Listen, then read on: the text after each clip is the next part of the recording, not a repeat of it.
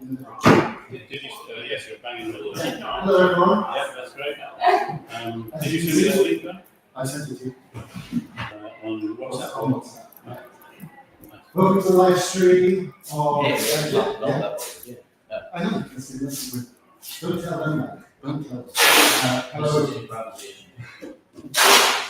Mine and interpretive control. No, you don't find it. We were just about to let you get into the auditorium.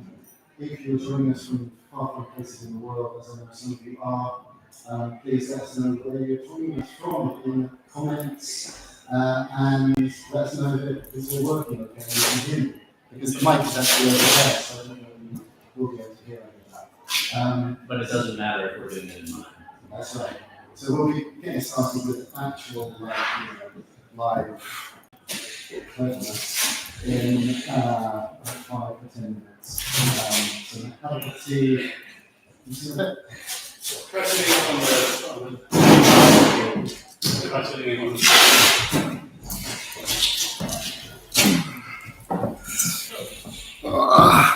Now I'm sitting on the. Are these sensitivity? Do you turn these up to get it and make it more? Yes, it probably is. So yes. You probably need to be as close as possible each to this side. Are you hearing anything at all? Yeah. Yeah. Everyone's complaining about the snap crackle on top of the audio. Okay. Which I'm a little worried that once they're going through here, the audio might conflict. So I see. But if you come a little bit closer, I would turn. Do you know where to set that for that sort of distance away?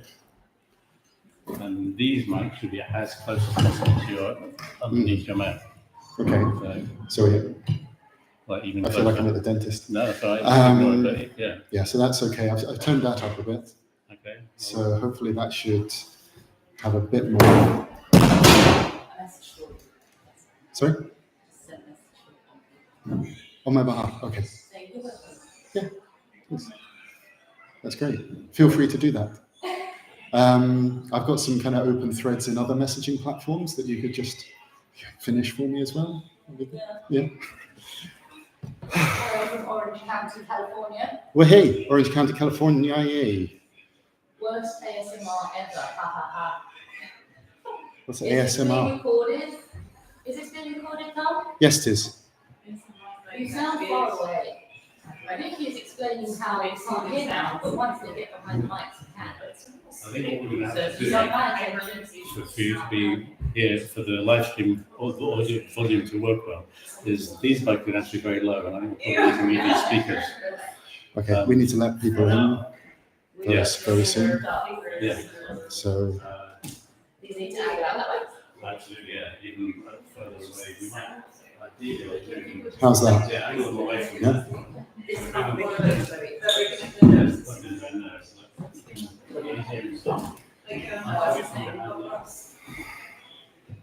Painter. and take it off the stand.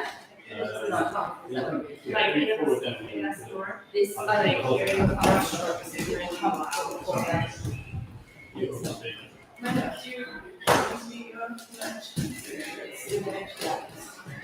That would be lovely if you are okay doing that. I don't mind. Not got cash. Cash is good. Alex, you talked about a card machine for much. A card machine for books and things after? Yeah, cool.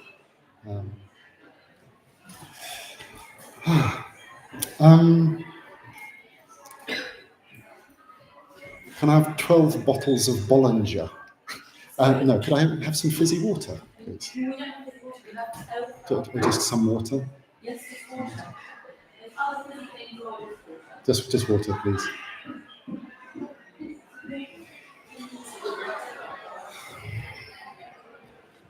Is your Zoom set up so that everyone can, other people on Zoom, or just out there on YouTube? It's just YouTube. But it seems to be, there are people there. Yeah. There are people out there. Yeah. We're here. Yeah. Yeah, probably. Which side do you want? I'll take that. That's fine. Just because I got used to it. Yeah. While I was sitting there.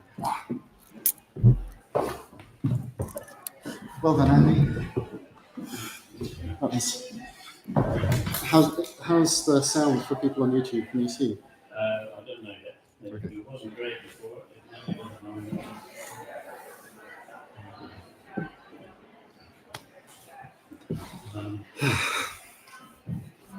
So, as far as you said, there are some things you want to work with at the beginning. Imagine more, all lowercase, more as in Dartmoor, all one word. Everyone in the world now knows the passwords to Buckfast League. More Imagination Centre Wi-Fi. So if you ever need free Security Wi-Fi, breach. a couple hours of windy roads outside of London, and you can, you know the code. Can I give you my keys? I thought we could talk about the FIFA and the Olympics. All the hot button political issues. Yeah. What is that? Oh, thank you. Oh, brilliant. Thank you so much. alcoholic lager? A non-alcoholic lager. No, it's okay. What's that? It's got ashwagandha. Yeah. It's all good lager shit.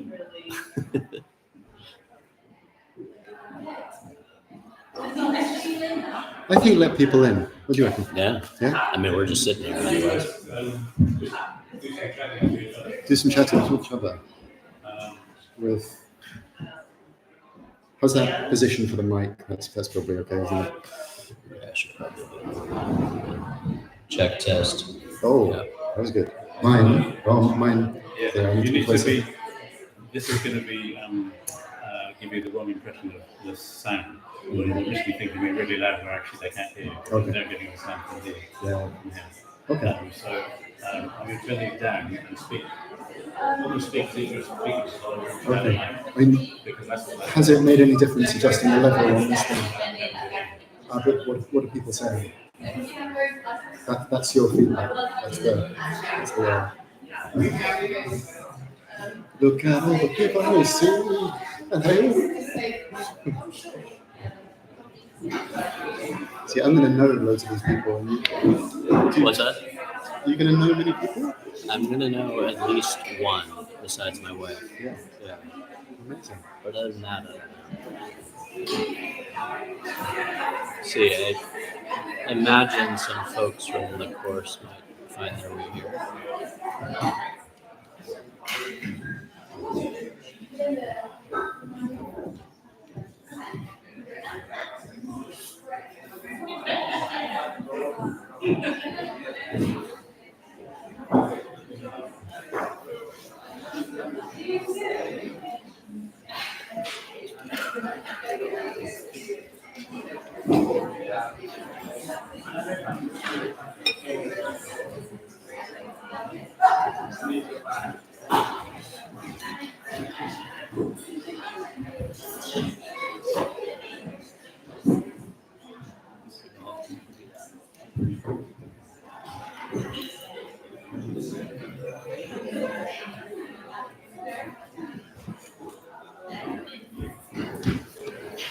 All right. Pretty good.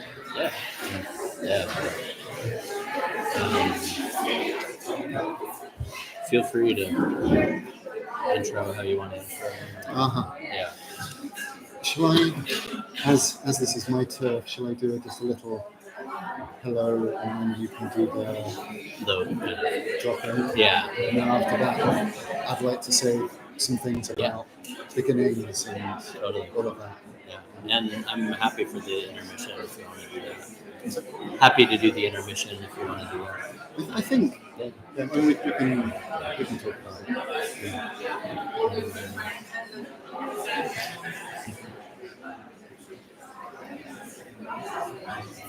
I need to get a book to read from.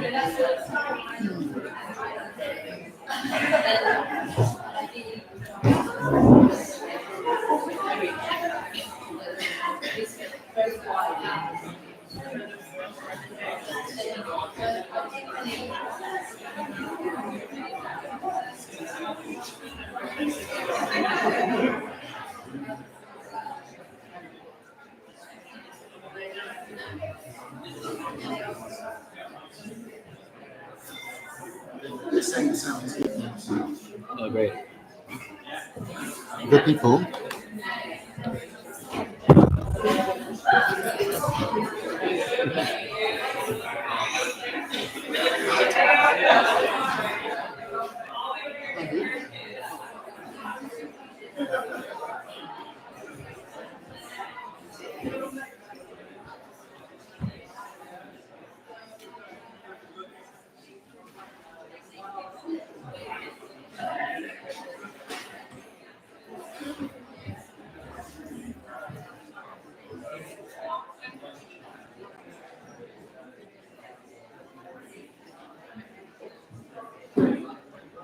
Isn't it a beautiful place?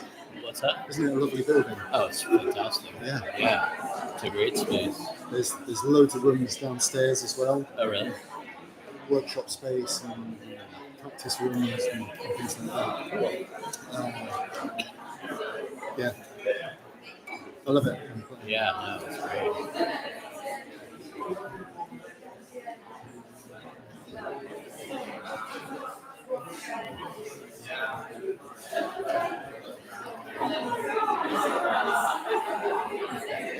Are you ready to sign?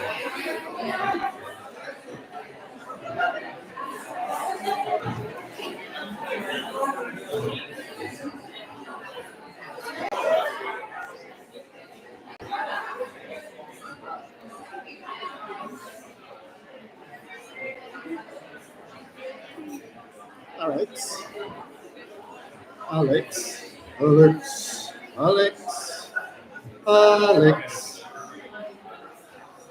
Are you going to do any? Are you going to introduce us, or should we just once everyone's in? Should we just? Yeah.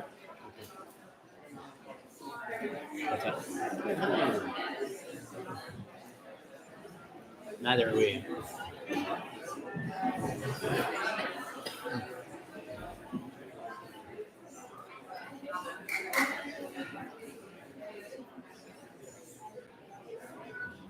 I've just seen a tightrope walker arrive. Oh, really? Yeah, I think we could. I hope they're very small. Really tall.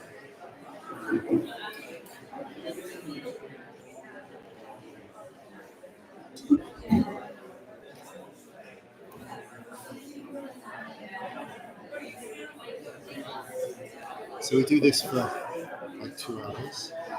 Just Gathering. letting the piece arrive, Right. and then one quick a cappella rendition of Whole Lot of Love, Yeah, I mean, and then we go home. as long as you do the hyper.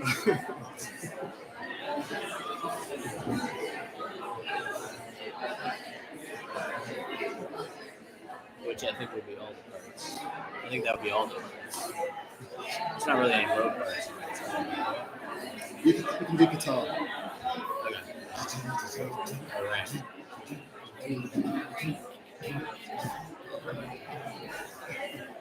I watched the Zeppelin documentary on the plane over here. Oh no, Yeah. is it any good? It wasn't.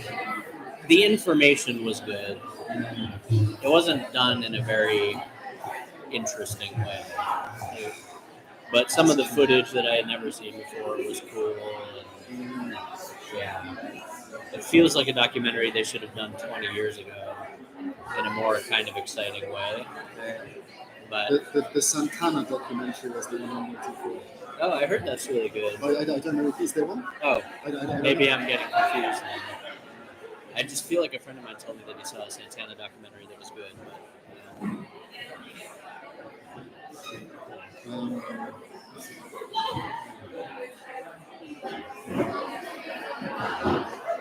that's the one I know. Right there. That's the one person I know. That guy With the hat. with the hat. Uh-huh.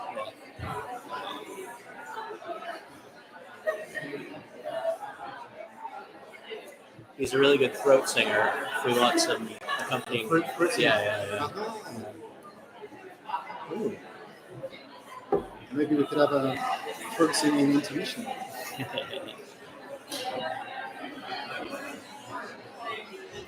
People are climbing in through the windows. Uh-huh. Thank you for your patience, ladies and gentlemen, and everyone. We're just securing the windows in case anyone tries to climb in. Oh no, we're opening them so that you can climb out.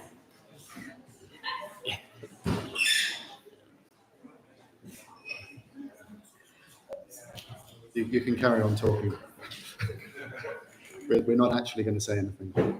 This is an experimental art piece we've been working on for a couple of days.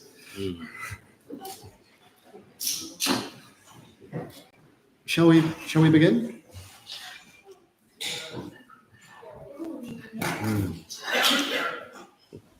Can you all hear me okay? Do I need to get a little bit closer? A little bit closer to the microphone. I'll speak a little bit more like that. How's that? Yeah? I feel like I'm at the dentist.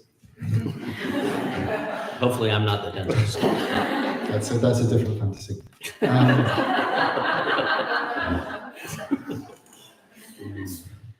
Hello, everyone. Thank you for coming along. Before we begin the beginning of whatever this thing is, I just want to say a couple of thank yous. I want to say thank you to my sister and Arthur Rose, who are babysitting my kids and Josh and Segol's kids at the moment. So if you see this at any point, we are immensely grateful. Andy Williamson from Ashburton Arts Centre, who is a total hero and is doing the tech for the live stream. Hello, live stream people, YouTube people. Welcome to you too. And Alex and everyone here at the mic, thank you for welcoming us and having us here. I'm really, really chuffed to be doing this event here. I love this place. I'm sure there are other people, maybe they'll come to me at the end. It's easy to rush into things, especially when you've been doing the school run and then cooking dinner and then trying to set up the tech for this kind of event. And you've all come from all the places that you've come from. And, here we are. We could just launch straight into all kinds of exciting conversation for you about all sorts of things, but we're not going to do that because the beginnings of things are important, aren't they? You only get one shot at the beginning of something. And I've already introduced a weird dentist fantasy into the proceedings, which wasn't my intention at all, but that's the kind of thing this is going to be. But hopefully that will be the only dentist. But in order for us to arrive a bit, I'd like to, I'm not even going to welcome him yet. But I'm just going to pass over to you and then I'm going to speak about you afterwards. Josh Schrei, ladies and gentlemen.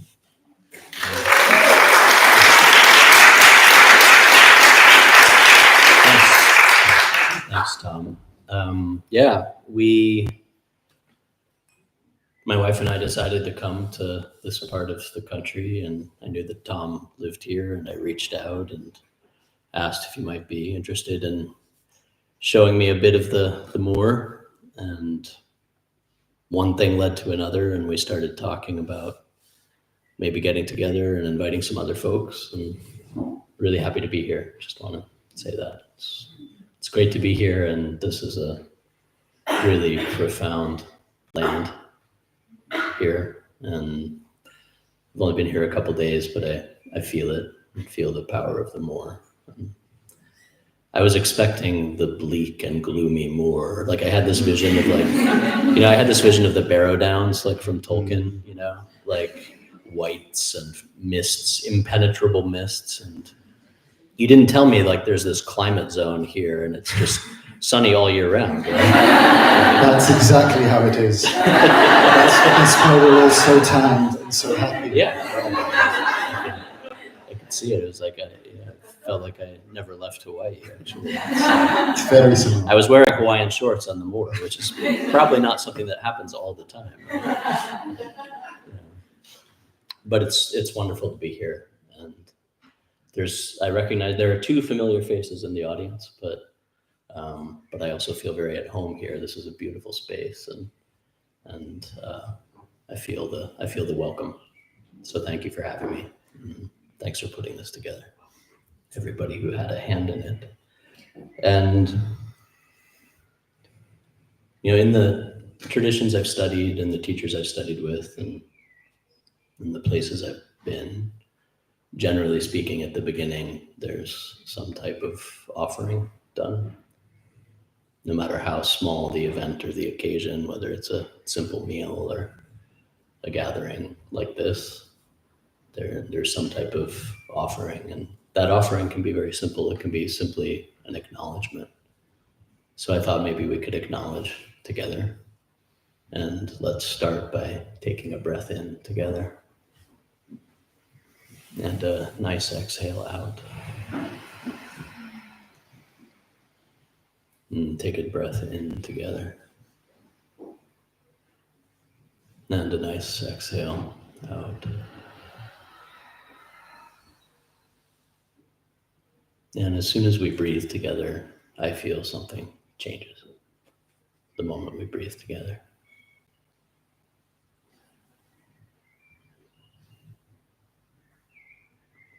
And as we breathe together, we can turn our attention to the great mystery of it all.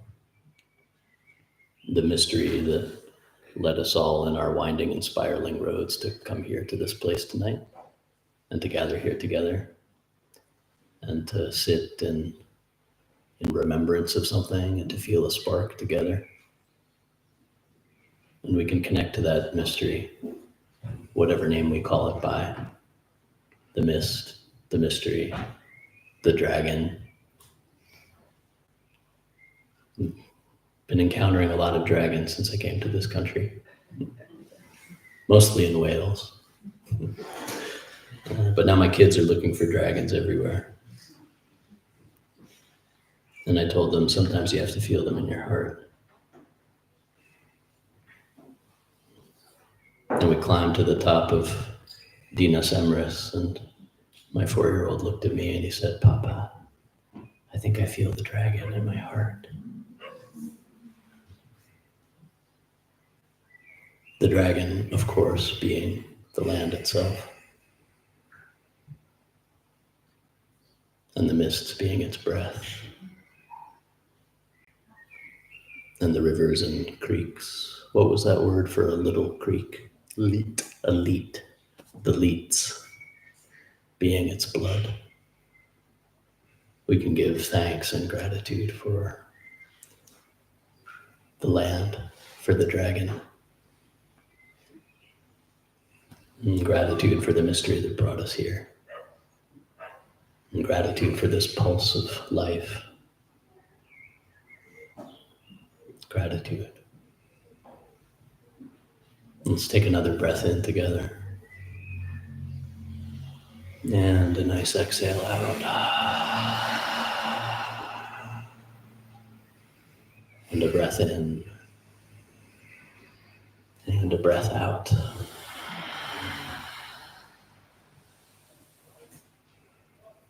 There we go.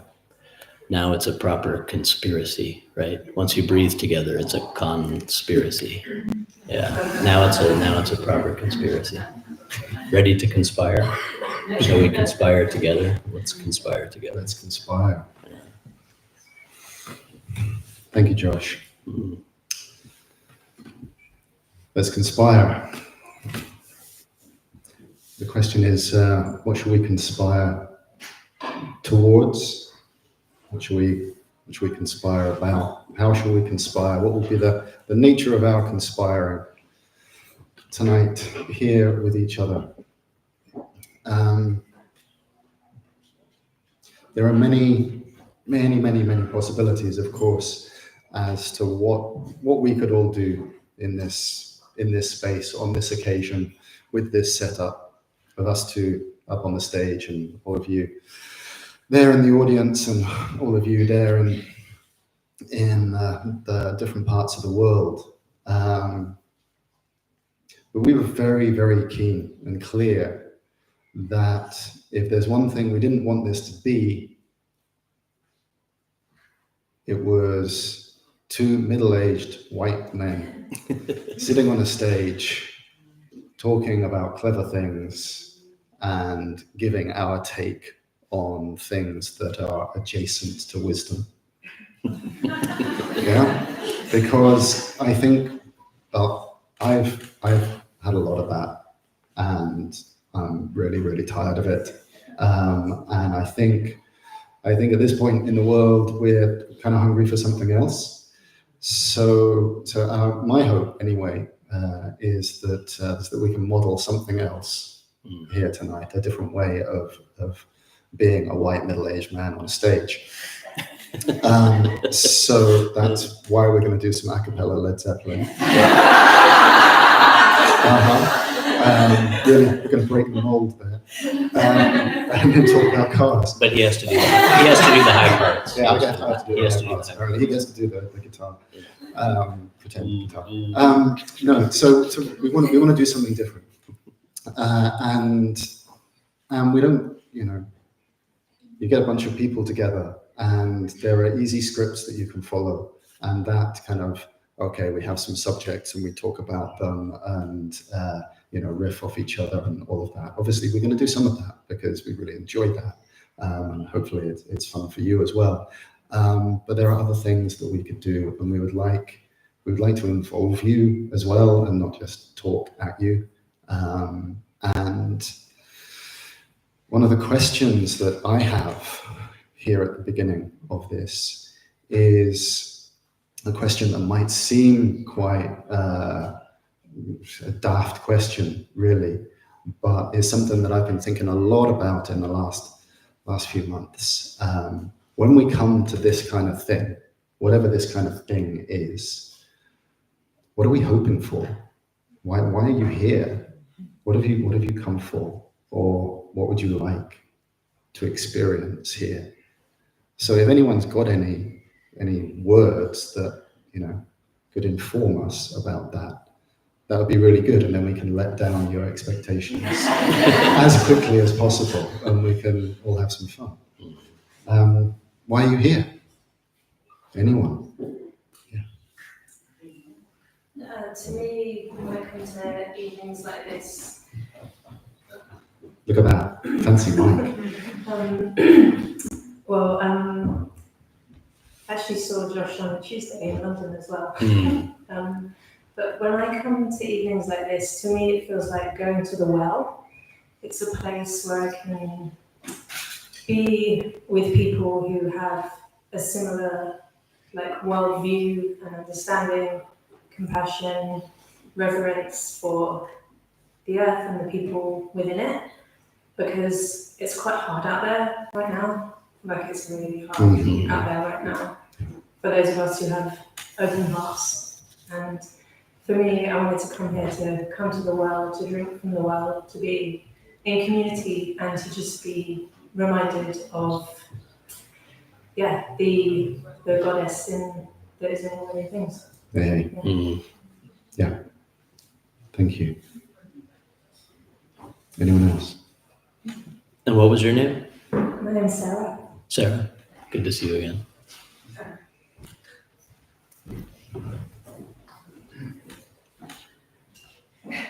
Hi. It wasn't my idea to come at all, and I wasn't really sure anything about what it was until I looked at the word this afternoon. I'm here because my friend suggested that we come, and I trust his judgment, and somehow I'm guessing, my sense is that that's sort of relevant because my not. It's one of the people who helps me to stay somewhat sane and somewhat connected to what really matters in me. Mark, and welcome to what happens. Thank you. Anyone else? Rebecca at the back.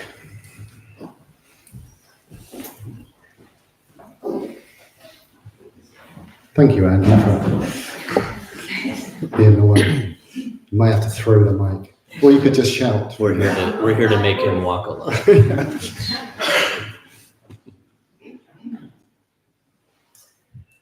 I like a bit of pattern disruption. So I'm kind of interested in that ongoingly at the moment.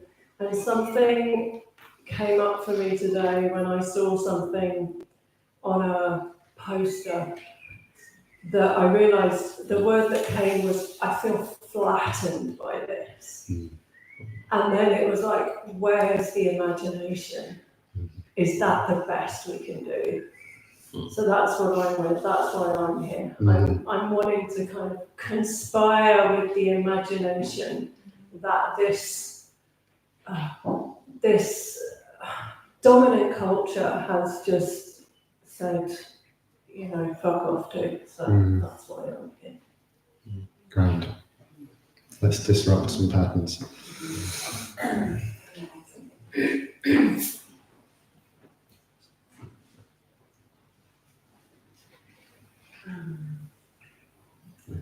The first thought that I had was, why are so many people not here? Maybe that should be the question. Fire codes.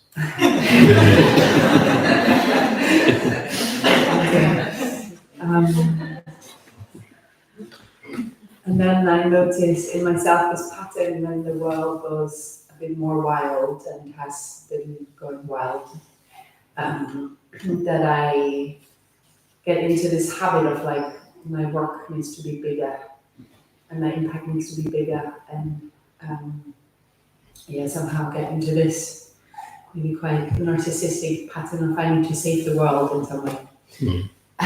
And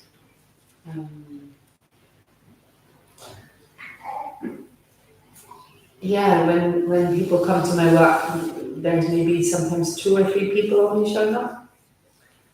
And I felt really inspired by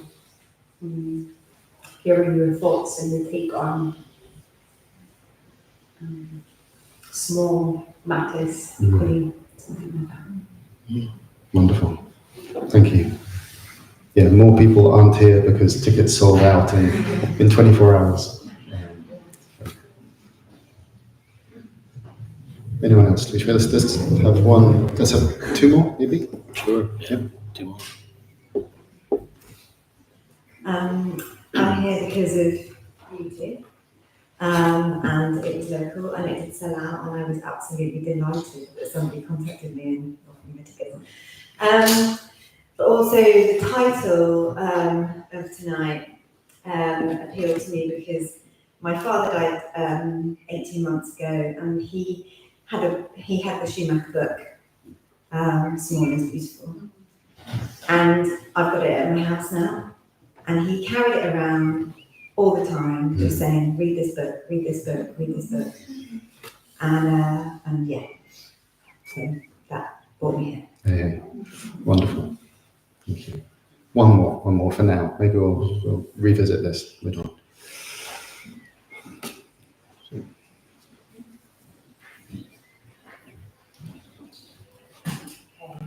Hello. Hello.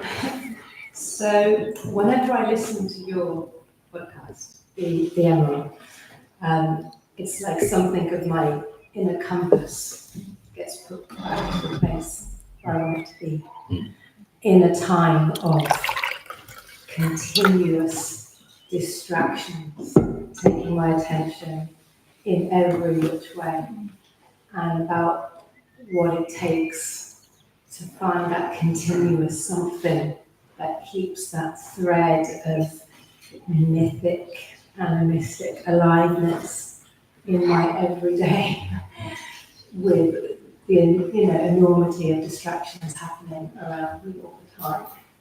And also, something came in from Bio Kamalafe, something about cracks, and someone else said that, didn't they? What it takes to be and live in the mystery of not knowing what's going to happen as well. And like you said, you two up on this stage here right now, not really knowing how do we let's be in that for a bit. Wonderful. Thank you. Thank you all. Can we do one more? Yeah.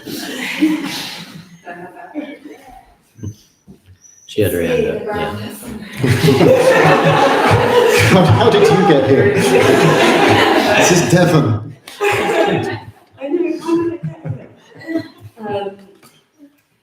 I know. I'm here because there's something that's so intimate about listening to a podcast and making podcasts, and it's kind of like you're in that space on your own or just with one person, and it speaks to every single part of you. And I feel like so much these days we do so many things on our own, and so to be in a space with people that are moved by the same things and that are having those like those moments. And then what can happen in the community that we have here when we kind of realize that we have that common and we open up more of that being as well as dialogue and listening like with each other here.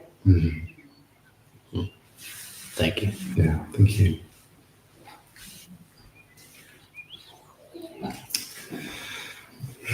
So there's some threads there that we'll say clever things about that we'll return to in a minute. But I realize that even at this stage, I've rushed ahead, because in places where there's actually culture, before you do anything about communicating with each other, you have to do introductions, proper introductions. And the temptation to leap into, what are we going to do? What's in this for us is so strong that 9 times out of 10 we leap over that. So I'm going to introduce myself. And there are so many different ways that we could introduce ourselves, aren't there? And I'm not going to do an interpretive dance, and I'm not going to do a cappella Led Zeppelin to introduce myself. What am I going to say? My name's Tom Hirens. Some of you I recognize, and some of you will know my work. I'm a writer and a storyteller. Poetry is my main thing these days. I write poetry. I teach poetry writing and poetics, and I publish poetry. I'm the lead editor of a small press called Feral Angels Press, which is on the cusp of becoming a workers' co-op this week. It's very exciting. I'm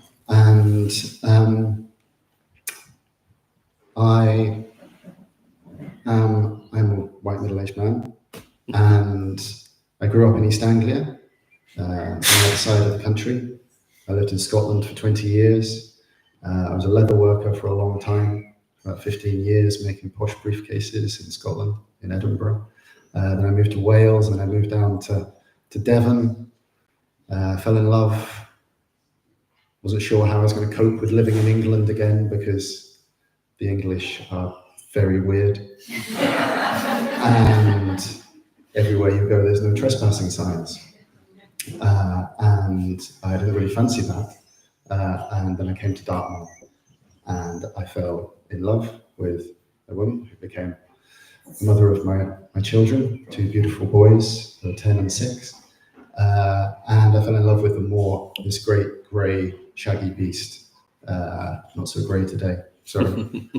And I thought, I can live here without going completely insane, so long as I keep a good relationship with this beast behind me. It still eats people occasionally. Anyone who knows the Moor knows that, however you conceive of it, the spirits of the land here are a bit more alive than they are in a lot of other places, especially in southern England. So I love it here. I'm really, really happy to be here. And that's probably all about all you need to know about me for now. I wrote a poem called Sometimes a Wild God a few years ago that still does some pattern disrupting in the world. And there are 2 things that have happened with my poetry, which I'm proud of pleased by particularly. One is emails and letters from people saying that my poems have saved their lives, which I don't think it gets much better than that as a poet, apart from, as I was saying last night to you, Josh, the written surrender of Moloch, the devouring one, through my poetry. That would be nice, but I'll settle for saving a few people's lives. And the other is that I make my living from poetry, and I can put food on the table for my family and a roof over our head. And that's a remarkable thing as a parent, to be able to keep your children healthy and safe, especially in these times. So I just want to give thanks that I have that, and that my children are safe and they're healthy, and no one is trying to bomb them, and no one is hating them. So that's me. Am I supposed to introduce myself? You can do whatever you like, Josh. Okay. Thanks, Tom. It's great to meet you. Tom and I have done some online collaboration, and it's really wonderful to meet you in person. And there's always that strange moment where, you've been working with somebody two-dimensionally on a screen, and then all of a sudden they step into, in a Wizard of Oz like moment, they step into full color. And it's great to be here with you. I think I'm gonna forego the personal introductions, probably just, say that I'm Josh from the Emerald Podcast. And can I weave a little bit from some of the things that were... Weave like a weaver bird, or not. Thanks everyone for the beautifully articulated statements and questions and reflections on why you're here tonight. And I heard in there grief over the state of the world.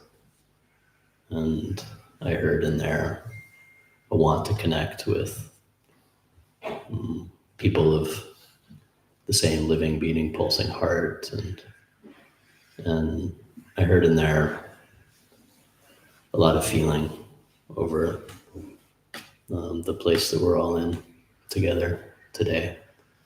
And I recently did an episode on power. The most recent episode of the podcast is called On Powers Great and Small. And, I felt in what people were saying kind of a doorway into some of those topics that I talked about in that episode, which have to do with how do we, and this is a legitimately genuine question, how do we in an era that is dominated by a certain narrative on power that assumes that power is what you could call the obvious powers, right? The obvious powers, the civilizational powers, the power to hold, the power to seize, the power to keep, the power to ward off, the power to dominate, the power to destroy. We're familiar with the civilizational powers, right? How do we at once, stand up where we need to stand up, disrupt where we need to disrupt, pattern break where we need to pattern break, without completely falling into the narrative trap of those powers themselves? And this is for me, this is an ongoing question. You feel what I mean? Right? Because when we start to understand land, like for example, you were speaking of the great beast of the Moor. When we start to understand land and we start to understand the mandala of forces that exist within land, and how each facet of the mandala plays a part in the overall web of interrelationality of land, right? When we start to understand that this is a great web of powers, and maybe there isn't such a thing as great powers and small powers. Maybe there is a weaving, a network of powers, and the things that we consider the smallest have their part to play within that great web of powers, right? When we start to open up to that, I think it challenges us to start to see power in a very different way. And part of the reason I wanted to focus this discussion a bit around that, Tom's come onto my course and told a fairy tale on a few different occasions now called The Sun Princess and Her Deliverer. And if you haven't heard him tell it, I suggest listening to him tell it, because he starts talking and an hour and a half later, the story is still going. Just getting started. Just getting started. And I love those kinds of stories. You know, they're a test for the listener, first of all. Like, can you follow the thread of the fairy tale? And that fairy tale has a very important piece of thread in it, as a matter of fact. Speaking of following the thread of the fairy tale, the protagonist earns himself a little ball of string, doesn't he? Mm-hmm. And that ball of string helps guide him through the forest. So that ball of string, you could say, is one of the small powers, right? What are the small powers that you've acquired in your life? What are the small powers that are at play in this dance of existence? What are they? And I'm asking these questions so that we can reflect on them together, and later on in the discussion, we can build around them. Many are the traditional stories of small things that end up having great consequence. Right off the bat, my mind goes to the Lord of the Rings, because my mind always goes to the Lord of the Rings. And I'm here at the edge of the Moor, you know, where our intrepid hobbits set out from the Shire and encounter the old forest and all of its forces. And there in the old forest, there's someone who lives there. Anybody remember his name?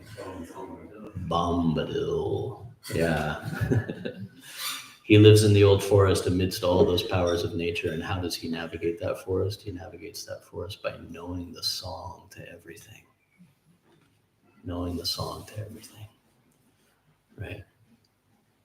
And then there's Sauron, the great big dark lord, and who eventually causes the overthrow of the dark lord, but small powers.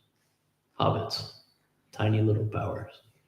It's like corollary with one of the great goddess stories from India, in which the goddess goes to battle with Bandashura, who amasses these great armies and builds these great fortresses and summons these giants to attack. And how does the goddess meet the giants? She meets the giants with billions and billions of vamanas, little powers, the little powers.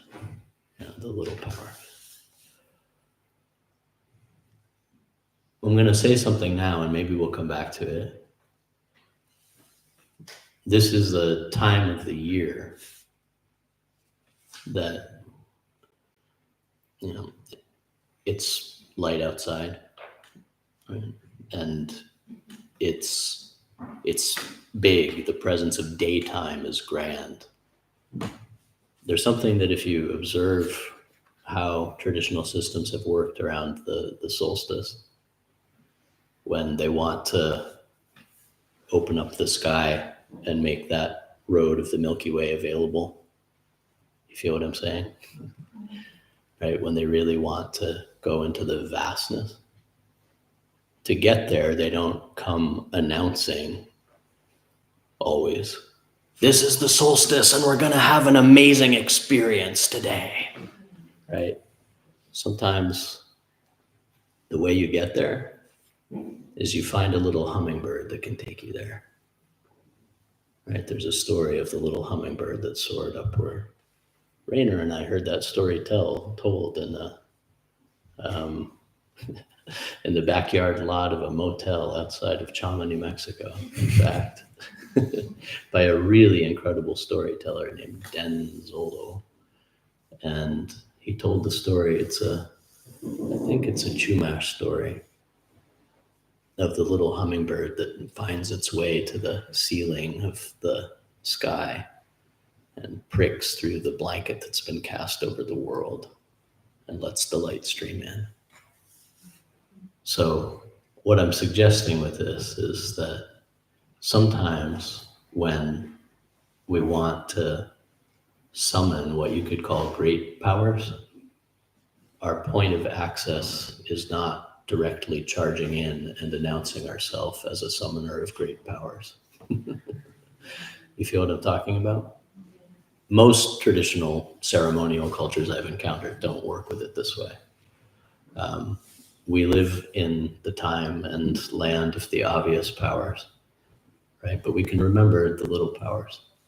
We can remember that if we want to open up something big, that sometimes we have to find an ally in that which is really, really small. We can come back to that mystery in a while. I'll leave it there. Yeah. But isn't that just a story we tell ourselves to make ourselves feel better? I said that in the episode.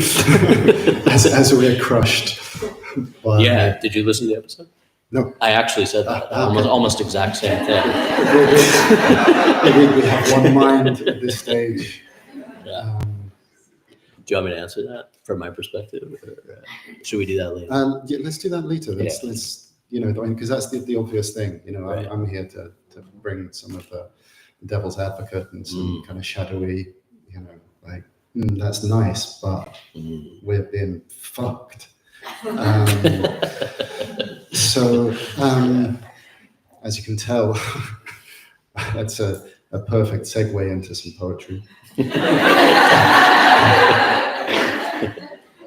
I was sometime over the last couple of days, half asleep. I was looking at reels on Instagram because that happens sometimes, despite my best intentions. And there was one that was about a study that had just come out, or a piece of research about swearing. That people who swear have been proved in various studies to be more trustworthy than people who don't swear. But I could be lying. But yeah, I was interested in that piece of research. But I want to read you a couple of poems because my poetry makes more sense than I do. And I want to open the door to nonlinear understanding and to kindling some of those remembrances that don't come through just listening to us talk about things. One of my big practices and beliefs is all about the voices that are carried in our bones, in our bone marrow, in our blood, in the fibers of our bodies, and what songs they sing to us, and what we can remember when we listen to them, when we start moving towards them. And poetry is my way of allowing voice to some of those kind of older parts. There's one poem that I have to read, which is called Midsummer. It's from a just really stupendously good book called At the Orphan's Door that I put out last year. Now, can I do this? Yeah. Where is it? It's here somewhere. It's a short poem. I want to read this one, and then I'm going to read another one, which is the second part of my welcome. I'm still on the beginning of the beginnings. We're still standing in the doorway at the threshold, shaking hands or embracing as if we haven't seen each other for 1,000 years, and you're about to come in to the house for a feast that I've been cooking for days and days and days. I'm a bit anxious because I don't know whether the food that I've cooked is food that you're going to eat. You might have some allergies or some preferences that I don't know about, but it's exciting because I love cooking and I love hosting people. And here we are in the doorway. And before we go into the house, we need some poetry. There's a beautiful poem by Naomi Shihab Nye about welcoming people, welcoming the strangers. What's it called? The Red Brigade. Yeah.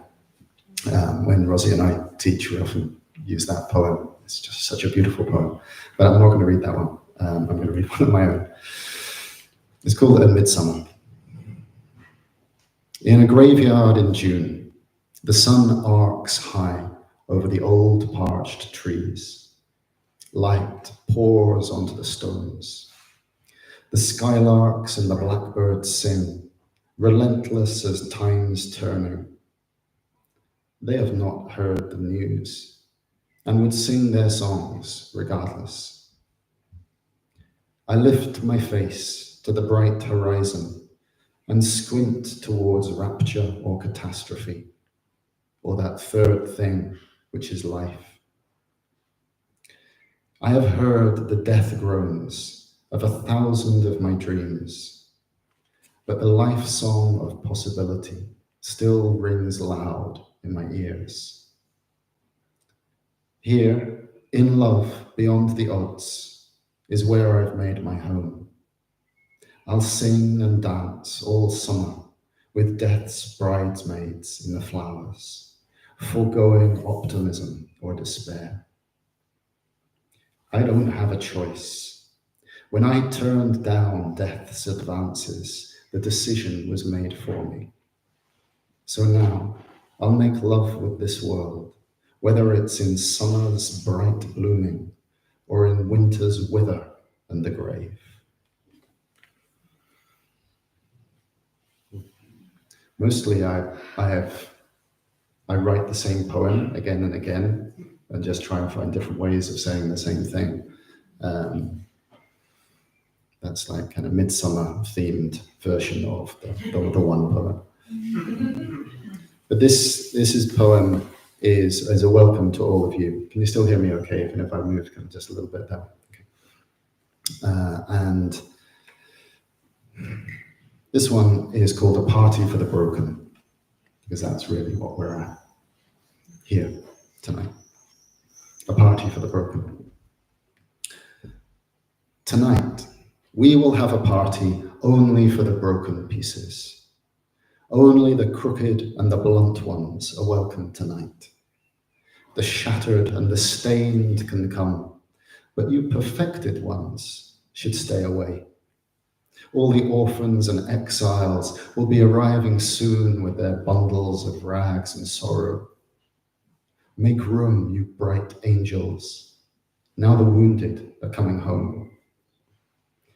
Tonight will be a celebration of our tragedies, all our petty stupidities, our shameful transgressions, and the unedifying failure to become what we might have been in other, more radiant lives. Here are the unrelinquished griefs and the never forgotten slights. Here is the stuttering clumsiness and all the stagnant laziness. Here is the hollow in my heart. Come in. Welcome. I am so glad you're here. Outside, the Buddhas and the saints are laughing. In here, there is a quieter communion of our tragedies. Sit. There is food and cheap wine, a warm fire and candles. Eat, drink, then speak, and we shall all weep sticky and graceless tears. At this party, we are dancing to 10,000 folk songs. Each song cracks and falters and is more darkly holy for every defective note. This is the party for the broken. Imperfect music plays for imperfect dancers. Imperfect speeches are imperfectly spoken.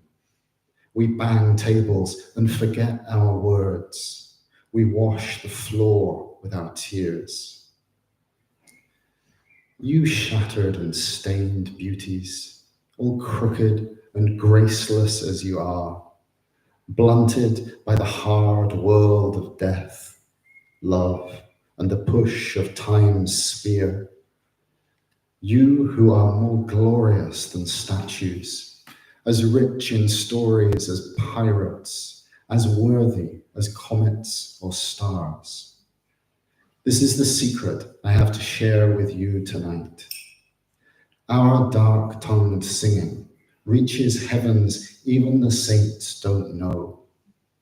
Our graceless, defiant dancing opens up the whole universe. Tonight, let the Buddhas be silent. In here, we will raise our glasses and sing so loud and badly that all the bright and dark heavens will hear our song.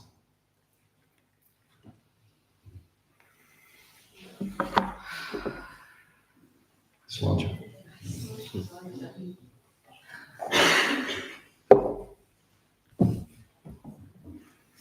What was the toast? The word that you said at the end? Slange. What's that? It's Gaelic or Gaelic. You say Slange is health. And then the traditional thing, I mean, this is not a Dharma thing. Slangevar, good health is the reply. But a few years ago, I learned this thing, and I don't know whether it's true. Maybe someone here will know it's true, but I love it so much that I'm going to move in the world as if it is true, because goodness arises from it, and that may be more important than whether it's true or not, in some ways at least. During the Jacobite rebellion, Bonnie Prince Charlie and all of that, which was a complicated situation, and it's not black and white what was going on, but there were, it was a time of conspiracy and insurrection and secrecy, revolution, and the weight of the state crushing dissent and so on. I'm so glad we've moved through all that shit. And the Jacobites, when they were greeting each other in a pub or somewhere, a bar, around a fire, when Slange was given as the toast, they wouldn't reply Slangevar, they would reply Slangevor, which means great health.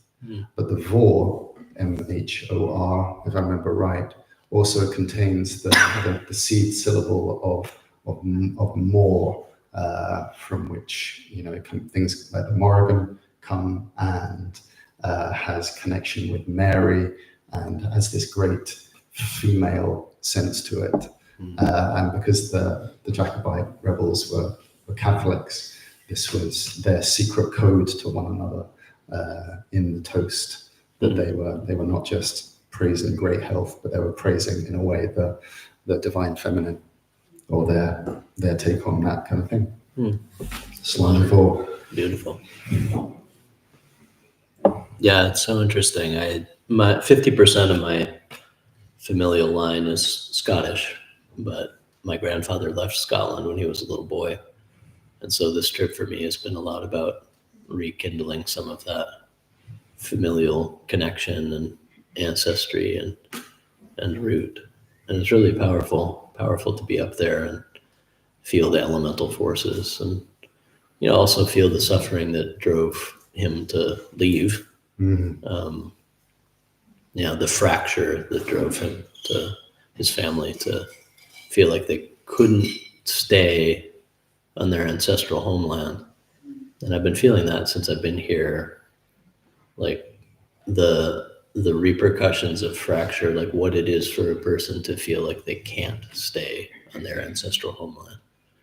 And then, 2 generations later to come back and seek some reconciliation around that and some deep connection around that. Just reminded me of the words in your poem about a party for the broken. Yeah.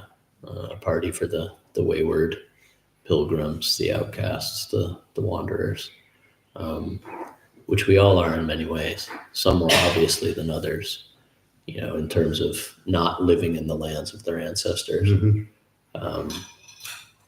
But it's a mysterious part of the human makeup that we feel separate, that we feel distanced from, that we feel fractured from. And this is something interesting that I've looked at in studying traditions and cultural visions around the world. And it's interesting that even the smallest, most nature-based cultures still have stories about why human beings feel so fractured.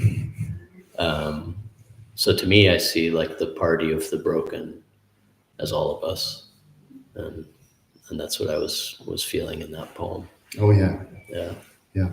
I've not yet met anyone who I wouldn't welcome to that party. We were talking last night. Josh and his family came over, and we had a happy mayhem of children and food and conversation, and it was beautiful. Like many of you, I live in a house, in a nuclear family kind of situation, and there aren't enough people at the table in my house. So you're all welcome to come around for tea or for dinner. So having a lot of people around my table makes me really happy. This makes me so happy, and it was lovely, really, really lovely last night, and I felt so enriched and full after the experience of showing around the Moor. We went up to the top of Bench Tor in t-shirts. Extraordinary and weird, and got really sunburned. Yeah, and then went down and paid our respects to the Dart, and it was beautiful. And we got to talking about this thing of land and belonging, and how we've all witnessed or been part of, benefited from, or been challenged by a lot of the talk around belonging and place over the last 10, 20, however many years, millennia, that we've been doing it, that we've been having those conversations. And each time people talk about belonging to place, I feel like I'm the one at the back of the room going, well, I don't feel I belong to any place. And also, what about the nomads? And what about the gypsies? What about the Roma? What does it mean to have relationship to place in a way which doesn't have ancestral roots going down? And so over the last few years, my question is often these days, what is the right question? What is the right question here? I was talking about this with a friend today. You see someone and you can almost not help it. You ask, how are you? And now when it happens and I hear it come out of my mouth, I'm like, fuck, no, that's not the right. It's not the right question. It's not the right question anymore. It probably never was the right question. But I remember during COVID, it really stopped being the right question. It's like, how are you?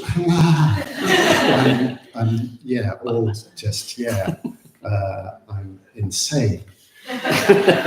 Which is, the only honest answer, really, in all honesty, because we are here in modernity. We are just banging our heads against the bars of the zoo and trying to,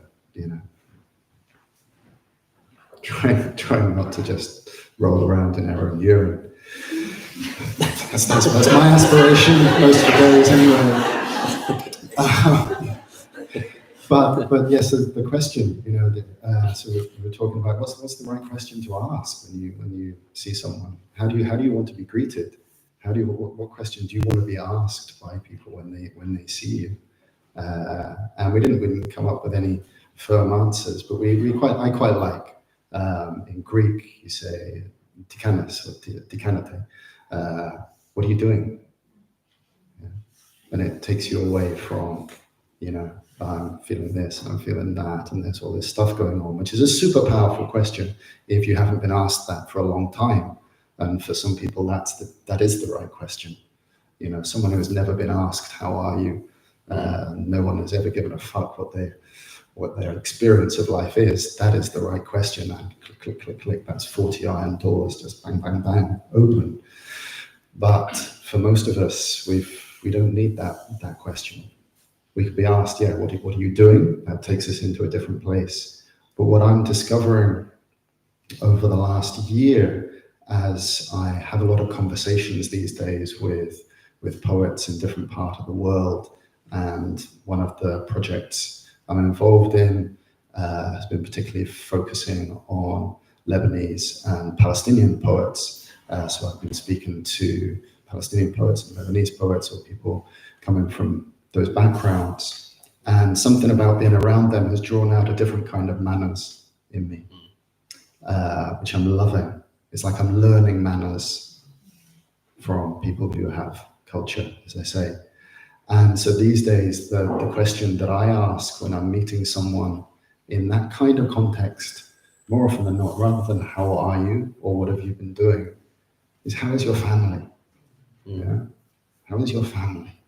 And it's kind of old fashioned, but it takes it away from just being all fucking about us all the time, and makes the circle a little bit wider. And there are all sorts of other questions that could be asked, but that one is so connected to us, but has its tendrils in the world, that I quite like that one.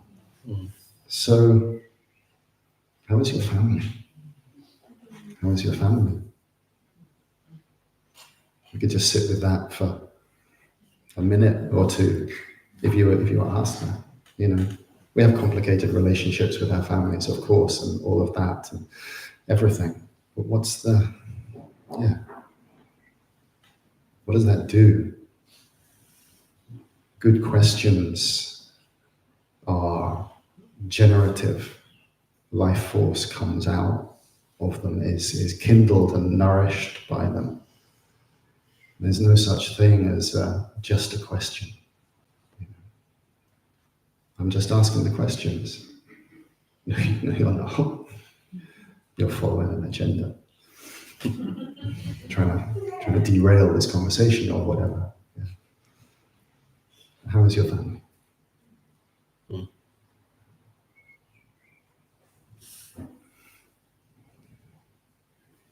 I have an agenda. Let's subvert it. In several Asian traditions that I've encountered, the question is, have you eaten? Have you eaten? In China, it's have you eaten rice? That's instead of like, how are you? It's have you eaten rice? That's fantastic. Yeah. Can I just interrupt? Yeah. There's just in Edinburgh, where I used to live, lived in and around Edinburgh for a long time, up in Scotland, and the classic line that shows some of the character of Edinburgh, as told by Glaswegians, is that you go to visit someone's house, someone's flat in Edinburgh, and they say you'll have had your dinner. Yeah. and that level of meanness is that there's a. What if you haven't have had your dinner? Yeah, there's just a kind of apocalyptic beauty to it. For someone where hospitality is a huge thing, it's like a star to navigate away from. That's wonderful. It just reminded me, you were talking about food, our gathering of food last night, and the food you prepared. I ate goat for the first time, actually. Tom prepared some local goat. And killed it himself out back.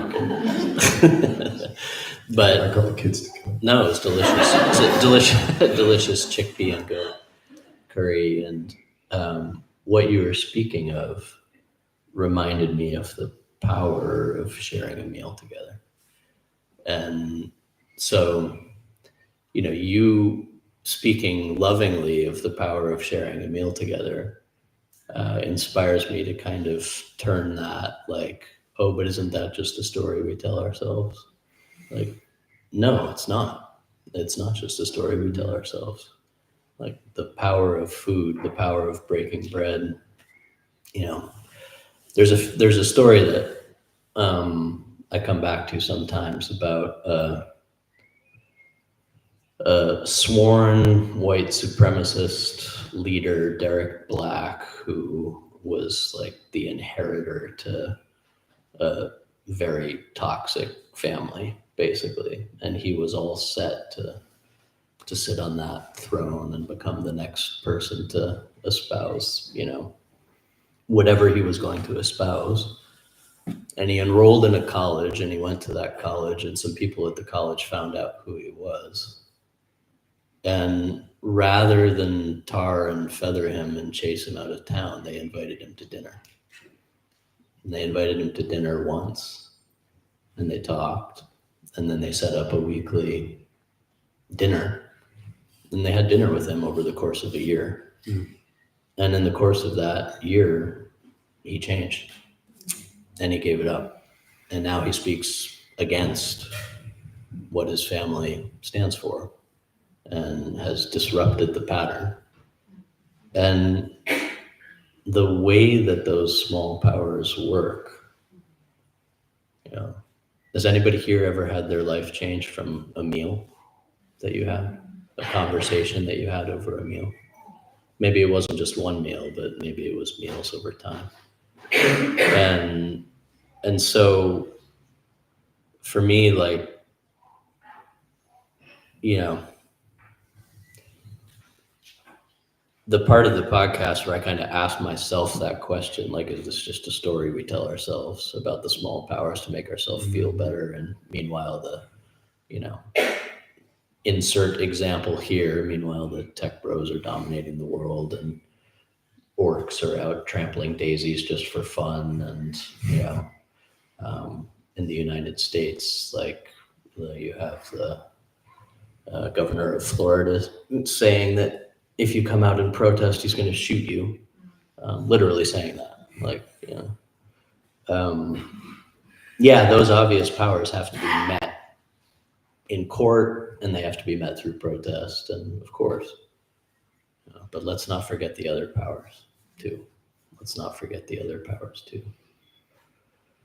The power to, you know, the power to overthrow historically also hasn't always worked out very well. And this is something I come back to a lot.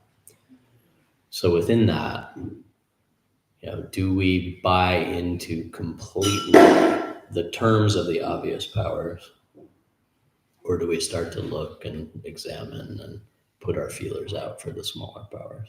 And yeah, it just caused me to kind of reflect on that when you were asking me, like, you know, isn't this a story we tell ourselves? You know, really, when we start to look at it over time, or when I start to look at it over time, I don't want to speak for anybody else, but when I start to look at it over time, you know, those little meals together, those moments of breaking bread. In the episode, I list like some of the small powers. I talk about, and this is a cliche, but I talk about the power of when my son and I make eye contact, and he feels that I'm present for him in that moment. Like, that's, to me, so powerful, because I know in those moments of connection that the reverberation of that is something that he's going to carry through his entire life, whether it's conscious or not. I know that, knowing that for him, like, somatically knowing that, you know, his father was somebody that he could connect with for that moment, that's a power in and of itself. And I'm interested, and we don't have to do this now, we could do it later, but I'm interested as we start to kind of stir this cauldron, like, what are some of the small powers that have played themselves out in your lives? Like, what are some of the things that maybe seem tiny or insignificant, but then when you follow it through, the ripples and the reverberations are actually massive? Should we open it up and see if people want to, Well, or do you want to do something different first? I'm curious how long we've been talking for already, and whether you all would like a bit of a break to get up and move around and talk to each other and that kind of thing, or should we carry on for a little bit? What kind of time is it? talk for a little bit more. Yeah, cool. Can you wave your arms around when it's time for a break? Yeah. Yeah, if you're desperate for a break, just wave your arms, and eventually, when enough people wave their arms, Or just leave.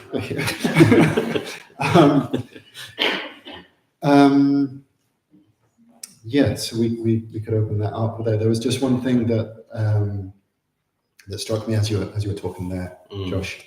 How we have, obviously inherited some very strange notions of what power looks like, and most of the large powers that we experience, by and large, they are strange creatures of modernity.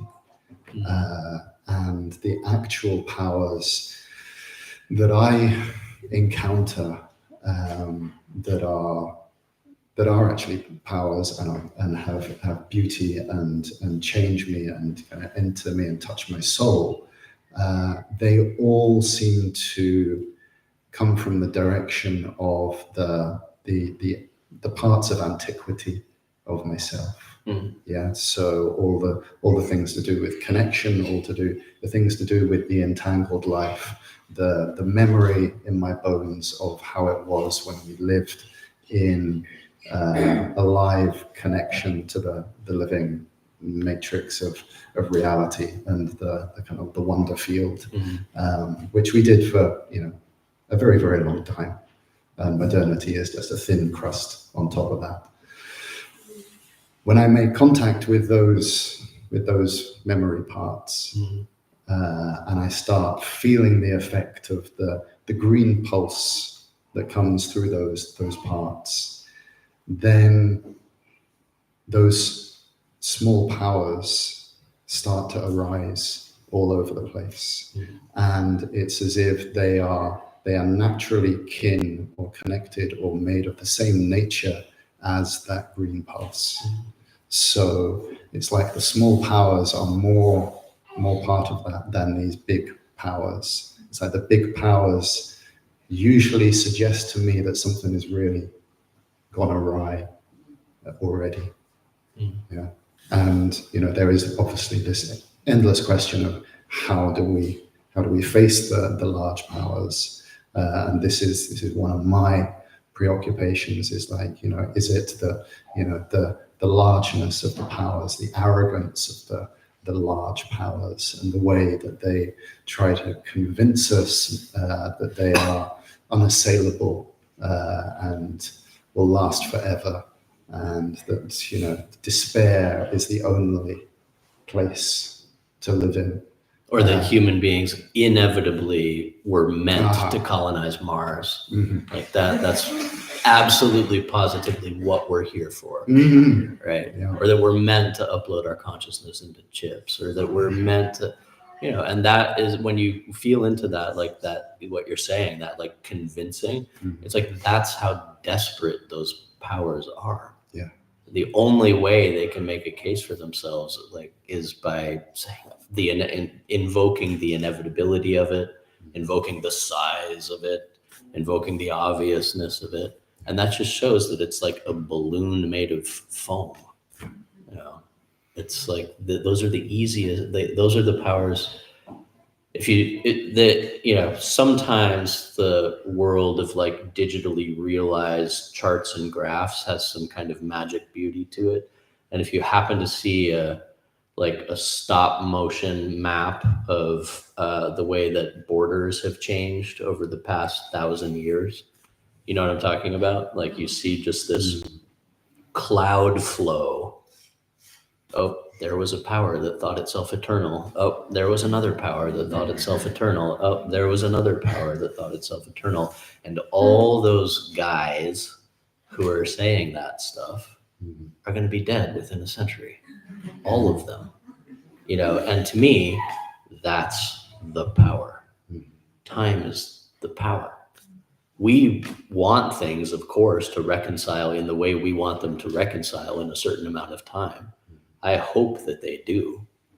But I also know that, you're talking about that thin slice of modernity compared to our ancestors, and then compare that to geologic time, you know, and it's like, oh, and then the planet was engulfed in, you know, volcanic outflow for 1 million years. And then what happened? Life rose again.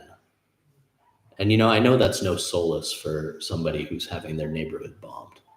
Yeah, I know that. None at all. Well, I mean, and it's interesting though. I had a long conversation with Nadia Irshad, who spoke, you know, Palestinian activist, who spoke about how, you know, people in the most horrid situations are turning their minds and their hearts to those, you know, powers, those powers of time, those powers of, you know, remembering to connect with each other and remembering to connect. And that is a huge part of what has always gotten humans through such times. You know, sometimes in the West, there tends to be a dichotomy to the discussion where it's like, you know, if you're really paying attention, then you're so distraught by the state of everything that you've got to somehow give up that reconnection. You know, you couldn't be pausing to connect to the Moor or connect to the streams, right? I mean, there's an urgent solution. Someone was talking about that, like that need to save the world, right? There's an urgent solution that demands your attention. And yes, there are things that demand our urgent attention. But if those things keep us from connecting to the very powers that will sustain beyond all of it, then we are playing the game of the obvious powers, right? So, and I'm not saying I have easy answers for this, but it's like, how do we, again, meet the obvious powers in the way that they need to be met, you know, while at the same time bowing before the stream and learning the ways of the Moor and learning the ways of the communities that populate the Moor. And I mean the human communities, but I also mean the non-human communities. And more than just the sheep. I love the sheep, but yeah, more than just the sheep, right? I don't love the sheep. Yeah, I've noticed the sheep get a lot of they get a lot of flack. Like, you know, what did they ever do except be, you know, round and woolly? They go out in mobs at night and it's ugly. They tear stuff up, right? So yeah, I mean, you know, these aren't easy navigations and easy questions.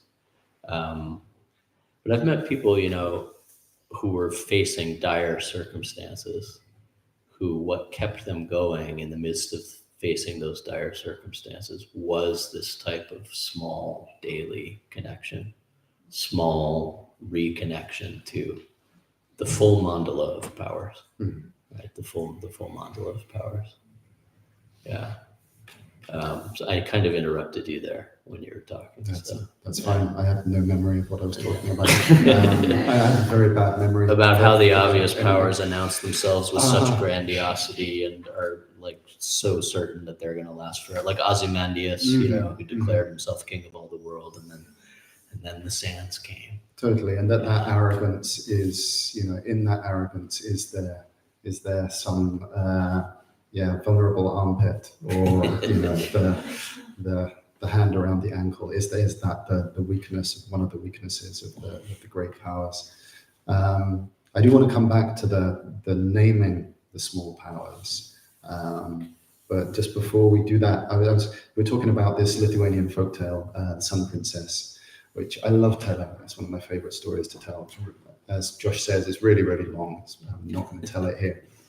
That could be the rest of our night. Totally good. Yeah. And then we just went into a story, and then we started speaking Elfish. But one of the big things about this story, kind of over the last 15, 20 years, every so often someone will ask me, what story is there that has some relevance to cascading systems collapse and mass extinction and possibly the end of life as we know it on the face of the earth and so on. And there's only this one story that really stands out to me every single time I tell it and hear it or think about it. It's like, there's something in there. And I've been a storyteller for quite a long time now, about 25 years, telling stories to crowds in that kind of way that we do it, where you have the kind of charismatic magician figure of the storyteller who comes and transmits a story or brings a story into the room, invites a story in, and people's souls get affected by that story. And I've told this story a lot of times, and I love it, and I love what it does. But recently, I've also started to question how we approach stories at all. Any storyteller who's deeply involved with story knows that stories are people or spirits, depending on how you frame it. And when it was about 15 years ago, I was doing what a lot of us do as storytellers when we're in a particular phase of our apprenticeship, young in our storytelling. We want to be the one who has a story that no one else has heard, because it's cool and everyone pays attention. And if it's a weird story that makes people's hair stand up on end, all the better. So you search around and try and find these stories. And I found a story. I've been invited to do some storytelling at one of the Dark Mountain festivals, if anyone remembers Dark Mountain, kind of creative conversations around the collapse of civilization in big quotes. And I wanted a story that was really gonna get in there and be gnarly and uncomfortable. And I found this story in an account of a sea voyage around the Bering Straits, a big 4-volume thing from the 1800s. And it was a Chukchi story, amazing story, involved all sorts of stuff. But my favorite bit was when the main baddie, this sorceress, would transform herself into a giant tongue and chase the hero and heroine across a landscape. The hero had been dissolved in a pit full of maggots that had eaten him, bones and all, and then he transformed into this kind of body of light. It was fucking amazing. And I told this story a couple of times, and I think I was wearing my bear mask and doing weird jumping while I was telling it as well. And it did the trick, and everyone was like, wow. And I told it again another time, because that's the response you want as a storyteller. Wow. And it gave people a lot to think about, and it moved them, and they kind of found the resonances and things like that. And I told it again some other place, and then it's like, there's something wrong here. I'm doing something not quite right. So I went back to the book I got it from and saw what I knew but had chosen to ignore for my convenience, because I was being just the same colonial extractive dickhead that most other storytellers have been, and exactly the thing that I didn't want to be. Because this story, this Chukchi story, in the place where it was told, it was an incantation for calming the wind. So you tell this story when there's a storm coming. The storyteller, or the figure, the eloquent figure, tells the story, and the wind drops, the storm drops. And I'd taken it away, and I was telling it basically to get kudos and the ego strokes, entertainment in whatever form. And it taught me a really good lesson, and I stopped telling that story. But recently I've been revisiting the notion of that and wondering how many of the stories that we tell and interpret or sit with in a kind of Jungian dream analysis kind of way were actually spells, very specific place and time spells that have now come down to us as these things called folk tales. But actually they're technologies that we just have absolutely no tools to use. So I can't really remember how I got there.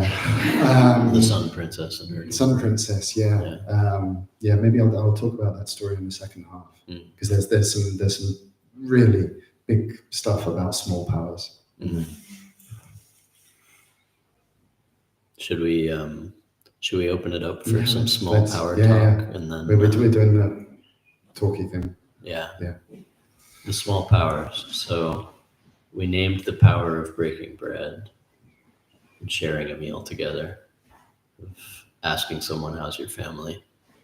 Of asking if they've eaten rice and not assuming that they'll have had their dinner then. What are some of the small powers that you've felt in your life? Anybody want to offer one? Let's build a compendium of small powers. Let's let's pass the mic and do it that way. Yeah. I don't know whether it's small, but speaking the language of my ancestors. So I found out, I started speaking Sanskrit, and then found out that my Roman ancestors spoke Sanskrit. And there's something incredibly powerful in that for me. I thought it was yoga, but it's not.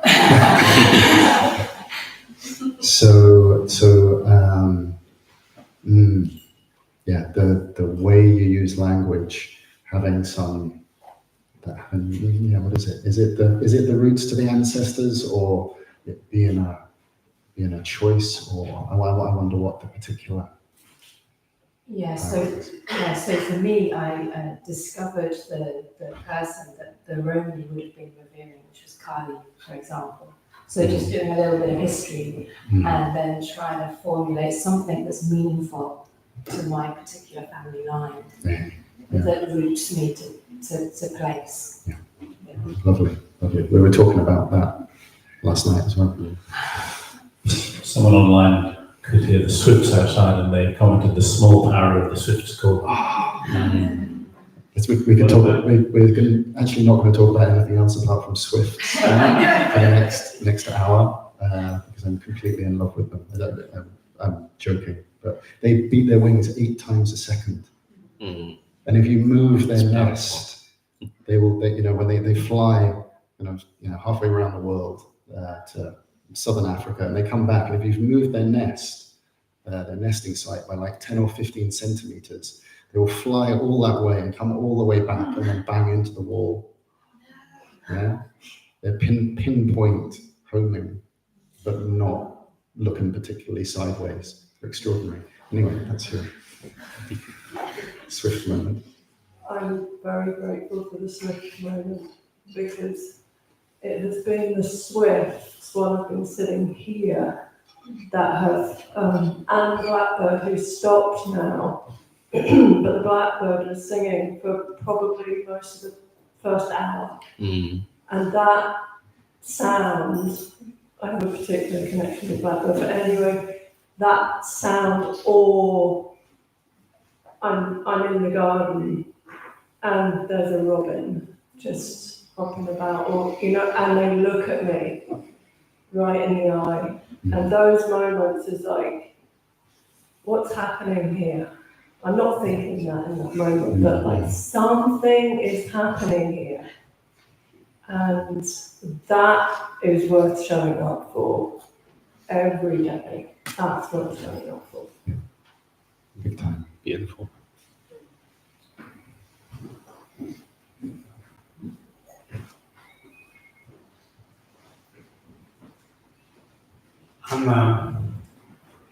I wouldn't say I'm a tango dancer, I'm a bad tango dancer. And so you learn these patterns, and then comes the terrifying moment of actually having to string the patterns together. And as a lead, it's kind of your job. And then there's this moment of almost chaos, where you don't know what's going to happen next. And somehow together, you make it happen.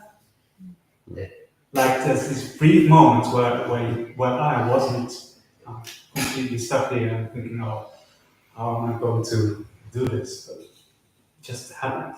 And it's between 2 people. And on the edge, that's for me a small part. Fuck yes.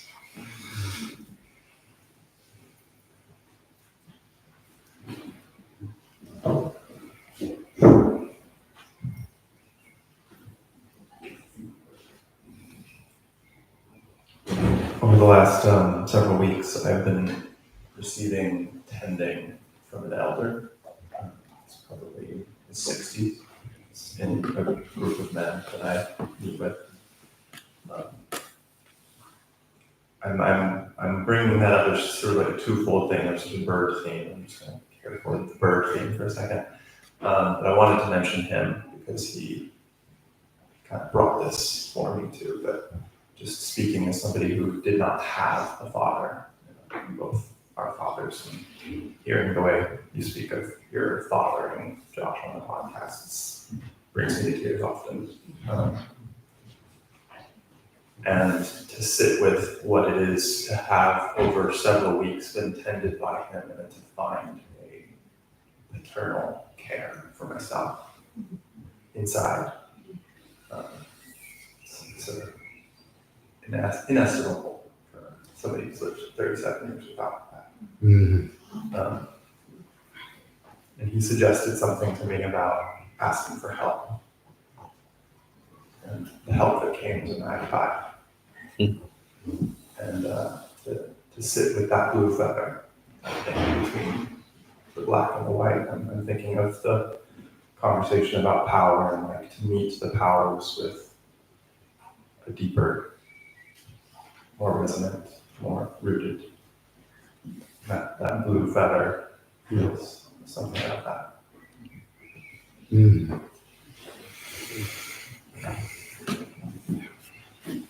This follows on.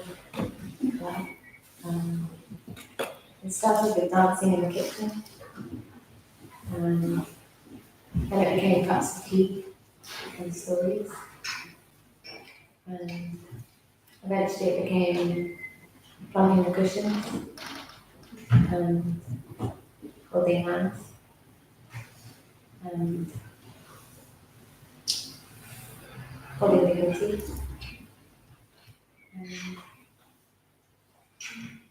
Became remembering the songs of our youth and not rushing.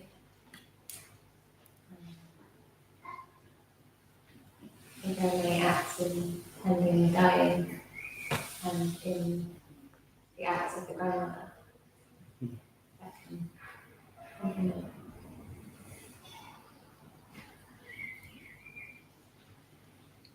Thank you.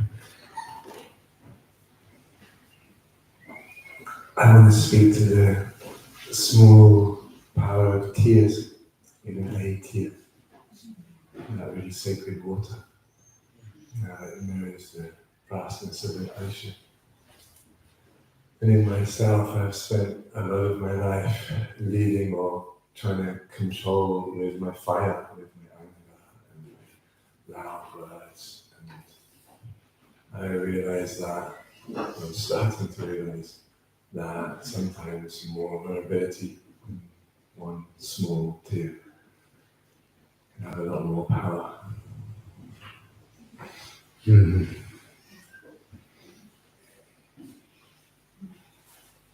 The power of ritual, not that kind of ritual that you often talk about in your podcasts.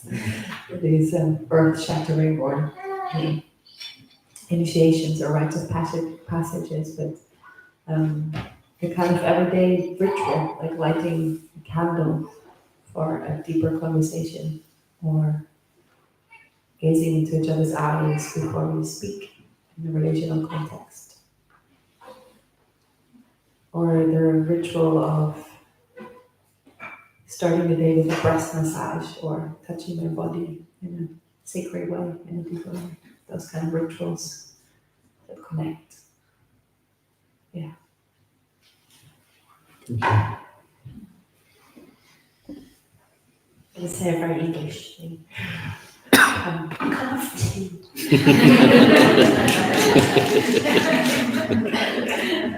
It's I work in palliative care and oncology, and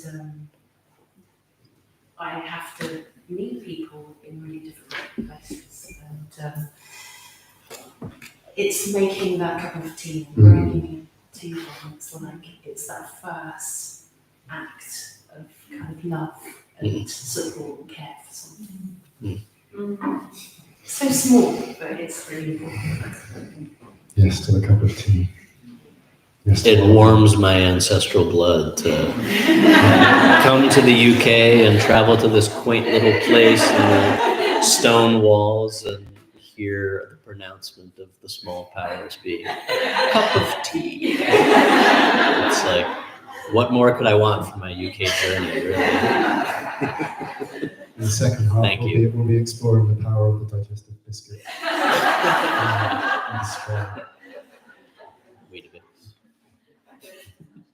I have one, which is the power of saying I don't know.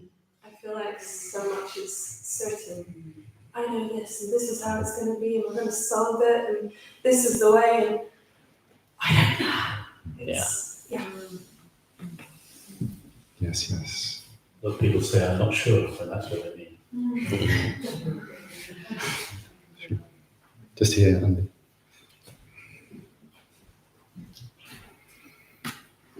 We haven't had yet the power of singing and the power of song, and that's our human language. Just before I came here, I was with my mum, who I care for, who has dementia and Parkinson's, and doesn't really speak anymore, but she demanded, she just said sing in Hindi. Let's just sing. When I come through the door when I'm leaving, I'll just sit and sing with her for hours, and now I invite people to come and sing to her. And this week, a friend in Haifa was sharing, pictures and videos of the sky and the missiles, and is writing a new song this week.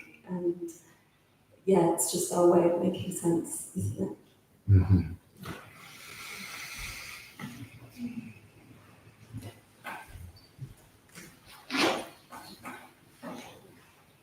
I'd like to speak to the power of listening to the inner whisper, the inner voice. It's something I'm still learning, and quite often it's in retrospect. Why didn't I listen to that small whisper within? And the head can be so loud, which is parallels to powers that be, but those small, quiet whispers of wisdom and truth that come within, they symbolize each individual human being.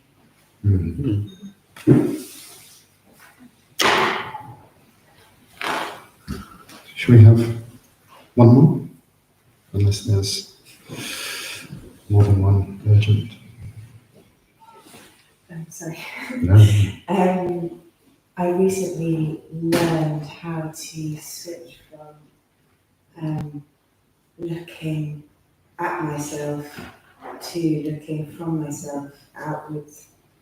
And I've noticed the change, and the power of that is massive. I've been able to go from feeling really down and melancholy and realising that I'm looking at myself from outside and everything's about me, to being in myself and forgetting about me and looking at. It's a relief.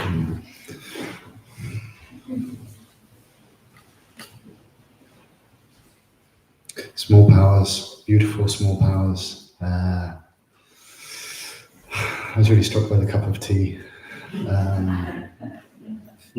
because I remember this is going to be quite a phase shift. I was 14 when my father died, and I remember the day he died. He lived over 100 miles away. We travelled down, and as a 14-year-old, emotionally inarticulate young man with his world kind of being cracked apart, I had no knowledge of how to handle this situation, obviously.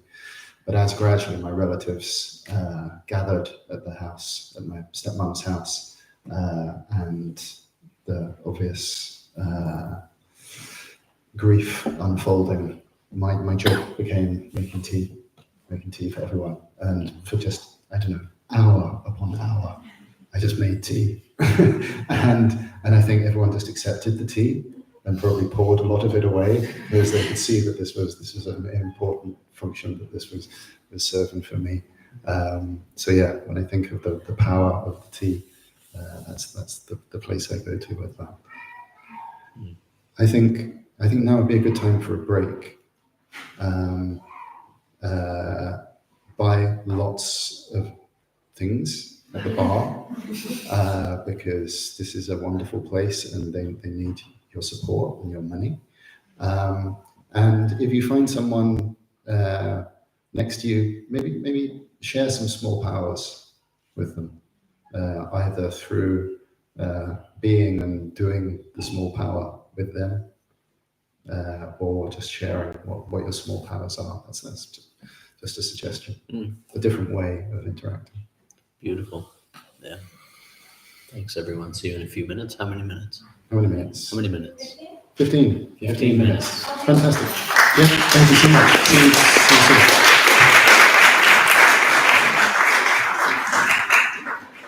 Seems like it's going well. I think so. Is it going well? He speaks, he breaks the fourth wall. Now we can do the mime. Yeah.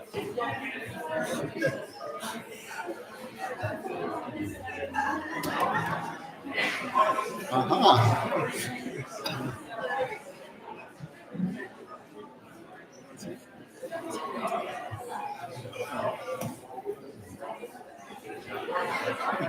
Genius. Andy, you're such a star. Yeah. I'm not sure how we would have done this without. We would have done it differently.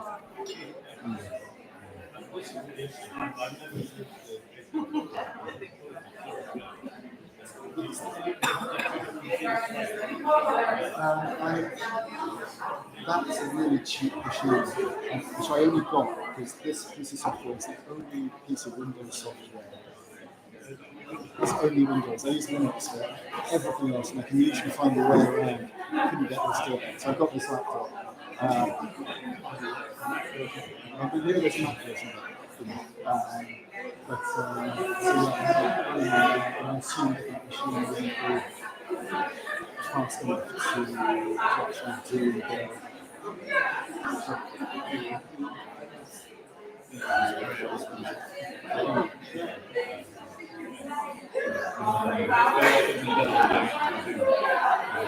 Okay.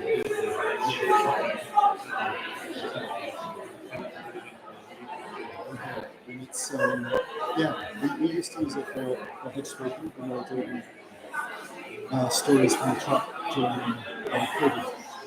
We got Arts Council funding and I love that. Yeah. Yes. So thank you, Arts Council.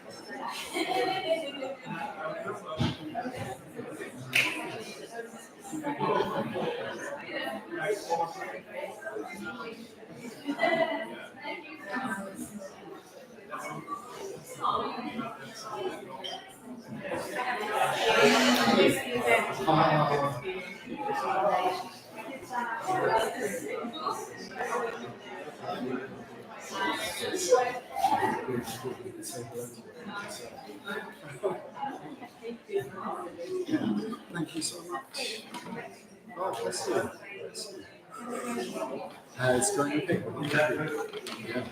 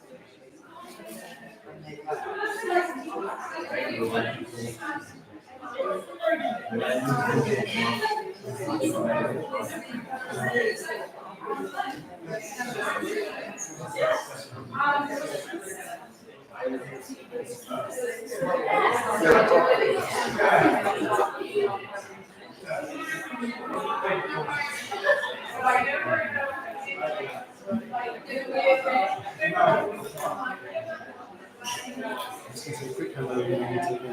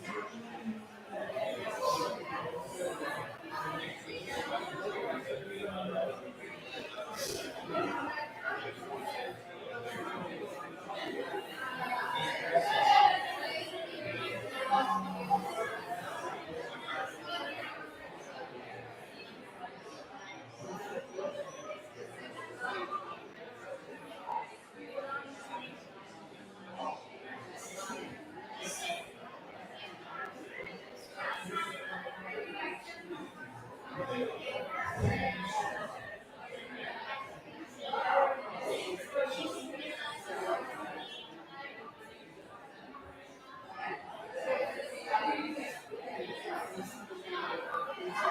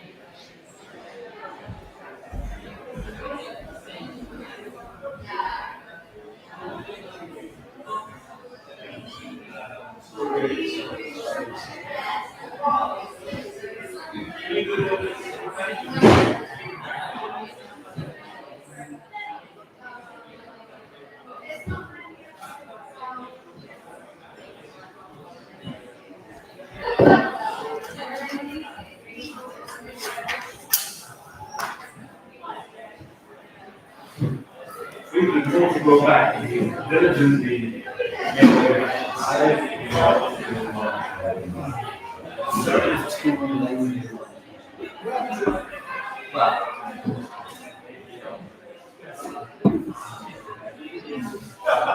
wow.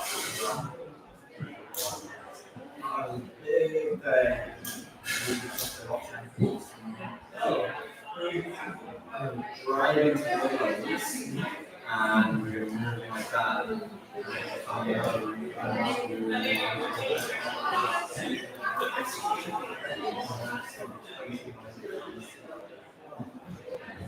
Oh, he doesn't have much stuff.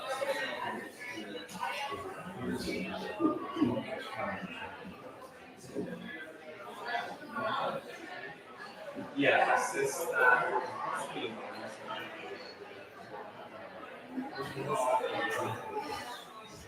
yeah, I mean, great.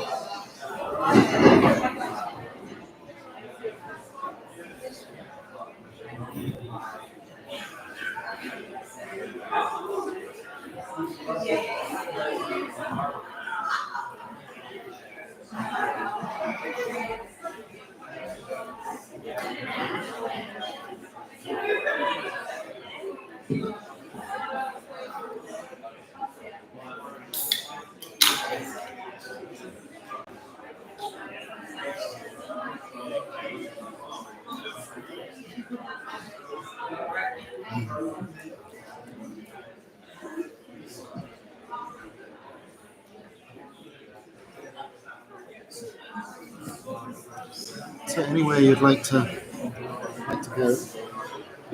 I'm gonna. I think I'm gonna hand over to maybe, yeah, I might remember a few of those powers and riff on a little bit of that for a minute, and then hand it back to you after the riffing. Does that sound good? Sounds good. I mean, I think the message is they're hungry to hear from you. So from more than one person. Did you get that, or was it just that one guy? They're obviously speaking on behalf of everyone else. Of everyone? Yeah. The vocal minority. Don't trust the vocal minority, man. Hi. Hi. Amisha? Nice to meet you. Yeah. Yeah. Do you live in Devon or do you live in London? Oh, okay. Wonderful. Yeah. Yeah. Please feel free to reach out. Yeah.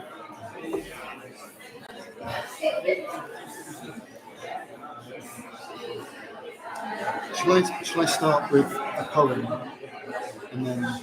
Yeah. That sounds great.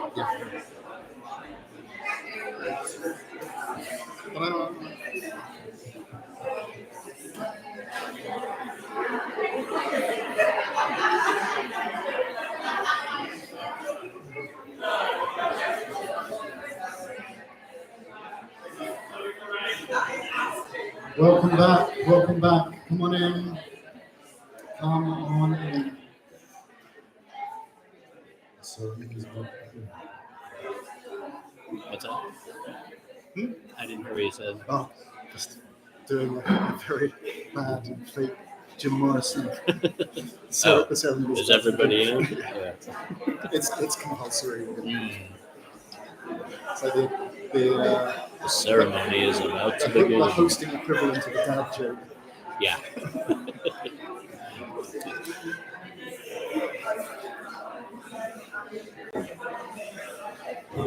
The bell.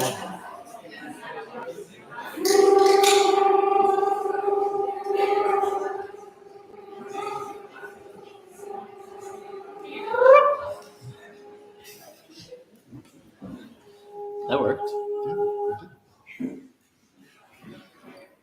Magic. I'm going to use that from now on.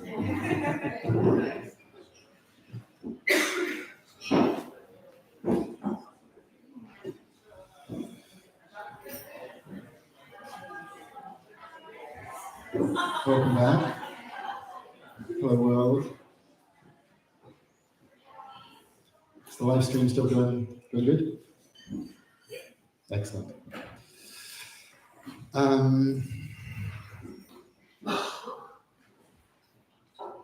Let's begin. I'm going to read a poem and then I'm going to hand over to Josh, who's going to just weave everything together. No pressure. In new and profound ways, and yet also ancient. And while vast, not being one of those storytellers that transmits magically through, right? Exactly. Yeah. Exactly. Feeling the field and allowing everyone to occupy space. So I'm just going to read a poem. I got the easy job. This is another one from this collection. And, we're all, it's about poetry, but we're all trying really hard to do our lives the best we can, most of us anyway, apart from a few assholes in the audience.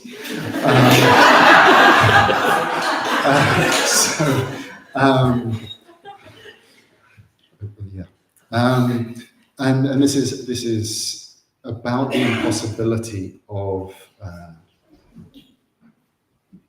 hitting the target. I'll just read the poem. It's called "We Fire Our Arrows in the Dark." We are riding a horse bareback at night, or at least we think it's a horse. We're not sure. It's something we've ridden before, but it still feels new.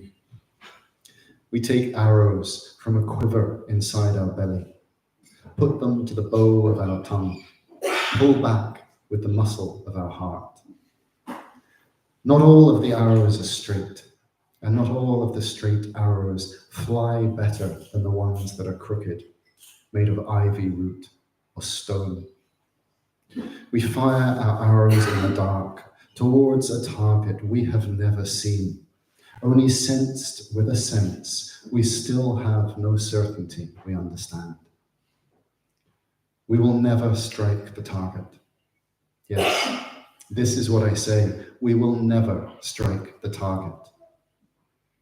I dance on the precipice of all that is not possible, with my belly full of arrows and my heart as taut as silence. But if one arrow after another in time flies closer to the target, pressing back against the impossible, tearing holes in the darkening sky, my work is done well. In the immensity of the night, I loose these arrows of possibility, hoping always to improve my aim. With each shudder of the bowstring, I am shouting, I will love this anyway, into the aching universe. What was that last line? I can't remember. With each shudder of the bowstring, I am shouting, I will love this anyway, into the aching universe. Beautiful. It reminds me the sense of, yeah, it reminds me of like the full season cycle of powers. In other words,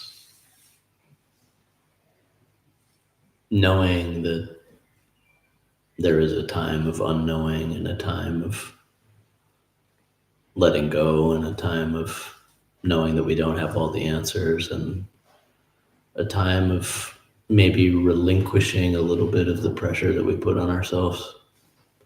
You know, this is something I said in London, and I just feel so strongly these days. It's like, yes, we want to be addressing so many things that are happening, but we put so much individual pressure on ourselves in the Western world to be the ones that solve it, the ones that fix it. I myself, it is my duty, responsibility, you know, my role as a good postmodern individualist. I am the one who's going to uplift humanity out of its current crisis or provide the spark that is the turning point in the midst of the Anthropocene, which might not actually even be the Anthropocene. We've just decided to call it that, but it might not actually be the Anthropocene. I mean, the termites might have other things to say about that, right? The cockroaches might have other things to say. Oh, you think this is the Anthropocene? I heard there's 12 tons of termites for every person on Earth, and that they actually keep the atmosphere in balance. Right? So it just reminded me what you're saying about sometimes going a little easier on ourselves. You know, knowing that we're shooting broken arrows and that's okay, crooked arrows and that's okay. You know? And like the taking on of the stress of fixing the world when we know others like who don't take on that stress, for example, right? Yet we decide that we need to be the ones to stress out a little bit extra because they're not stressing out about it. Do you know what I'm talking about?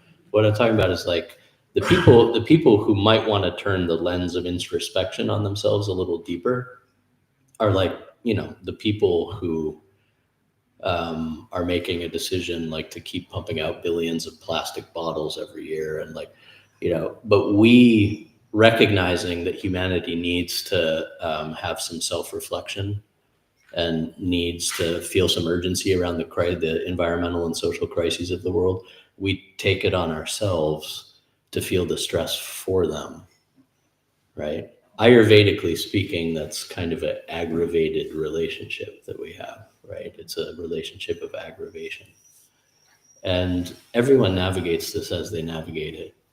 But what happens when we have the invitation for just a moment? Just a moment. We can pick up our to-do lists later. We were just talking about this at the break. We can pick up our to-do lists later, and I'm sure we will. You know, you're not in danger of being a bad activist if for just a moment we allow ourselves to breathe and let go and remember and say, I don't have all the answers and I don't know how this is all going to turn out. And winter, we're in the height of summer. So through the law of opposites, it's important to say that winter is an incredibly important season. Not everything is producing all the time. Not everything is saving the world all the time. Not everything is, expressing all the time. I talk about this in the episode, but one of the things that I feel like we tend to think about power is that we think of power as being something in its expression. Like that's power, something that is boldly stating itself. There's a lot of individualist claims of empowerment in the modern spiritual world, like self-empowerment and this kind of thing. Well, what about the power that holds like carefully and closely over time? That's a power too. And what about the power of keeping something fed and nourished? That's a power, right? What about the power of dreaming? And the dreaming only comes if we have a good amount of hours at night in which to sleep, right? All of these are powers. And I was feeling into the powers that everyone was speaking of. And one of the words that came to me as people were speaking, because it was really such a lovely symphony of powers that were invoked. What were some of the powers that were invoked right before the break? Do we remember? The power of the swift, the power of the blackbirds, the power of tea. What were some of the other ones? Not knowing. The power of not knowing. Tears. What's that? Tears. Tears, the power of tears. Song, the power of song. And the word that came to me was reverberation. When it comes to powers, reverberation. Right? Powers reverberate over time. So, I say in the episode, like it can sound like a cliche to say that when my eyes meet the eyes of my son and we bond for a moment, that's powerful. Or that when a human being connects to love, quite possibly the force that really the ultimate force that matters in the cosmos, that when a human being connects to love, that's the most powerful thing there is. It can sound like a cliche, but it's a cliche because it has some truth to it, right? So, a simple example in my life, let's use the song of the bird.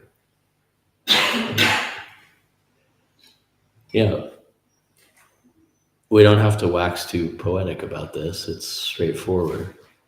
It's when I take a moment to connect and hear the song of the bird and feel it into my heart, that changes my entire lens through which I'm seeing the world that day, right? That moment of connection. I'm sure people feel this all the time, right? Like if I'm aggravated and I'm at a four-way stop, they don't have four-way stops here.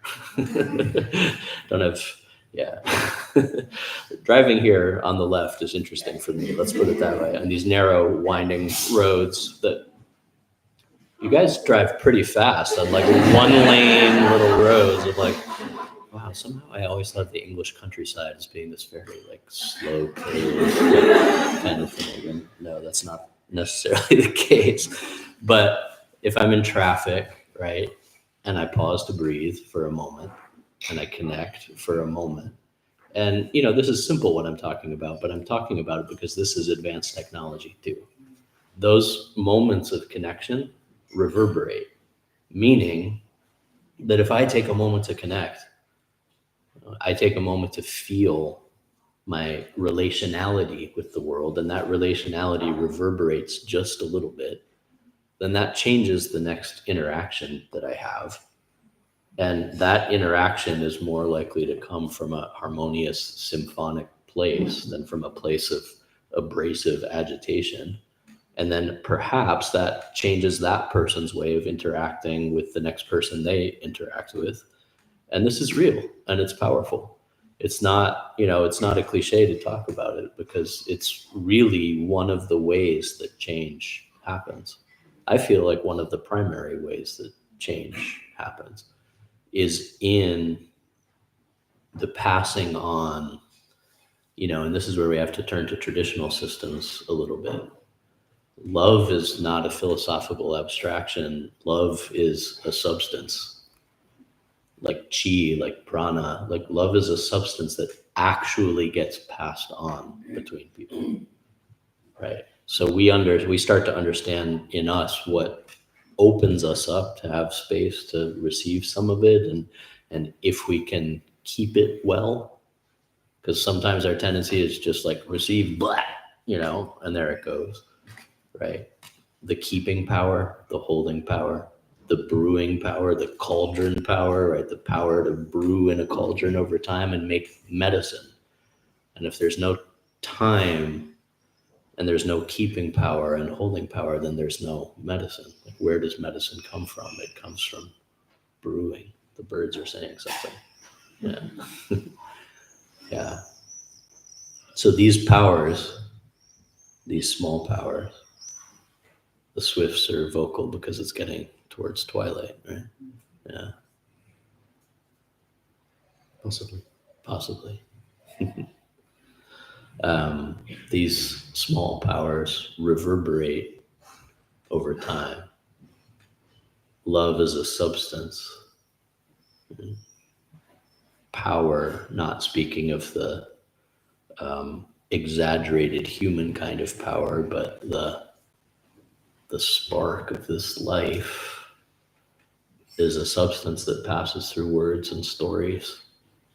And when bread is broken open, pours through that space between the loaves, just hums and crackles with life. This is, for me, this immediacy of the exchange of love, the exchange of relational powers is so much of where we need to look. Because when the internet becomes intolerable, which it will, and it has, and it's, I don't know what you think, but I don't think it's getting any better.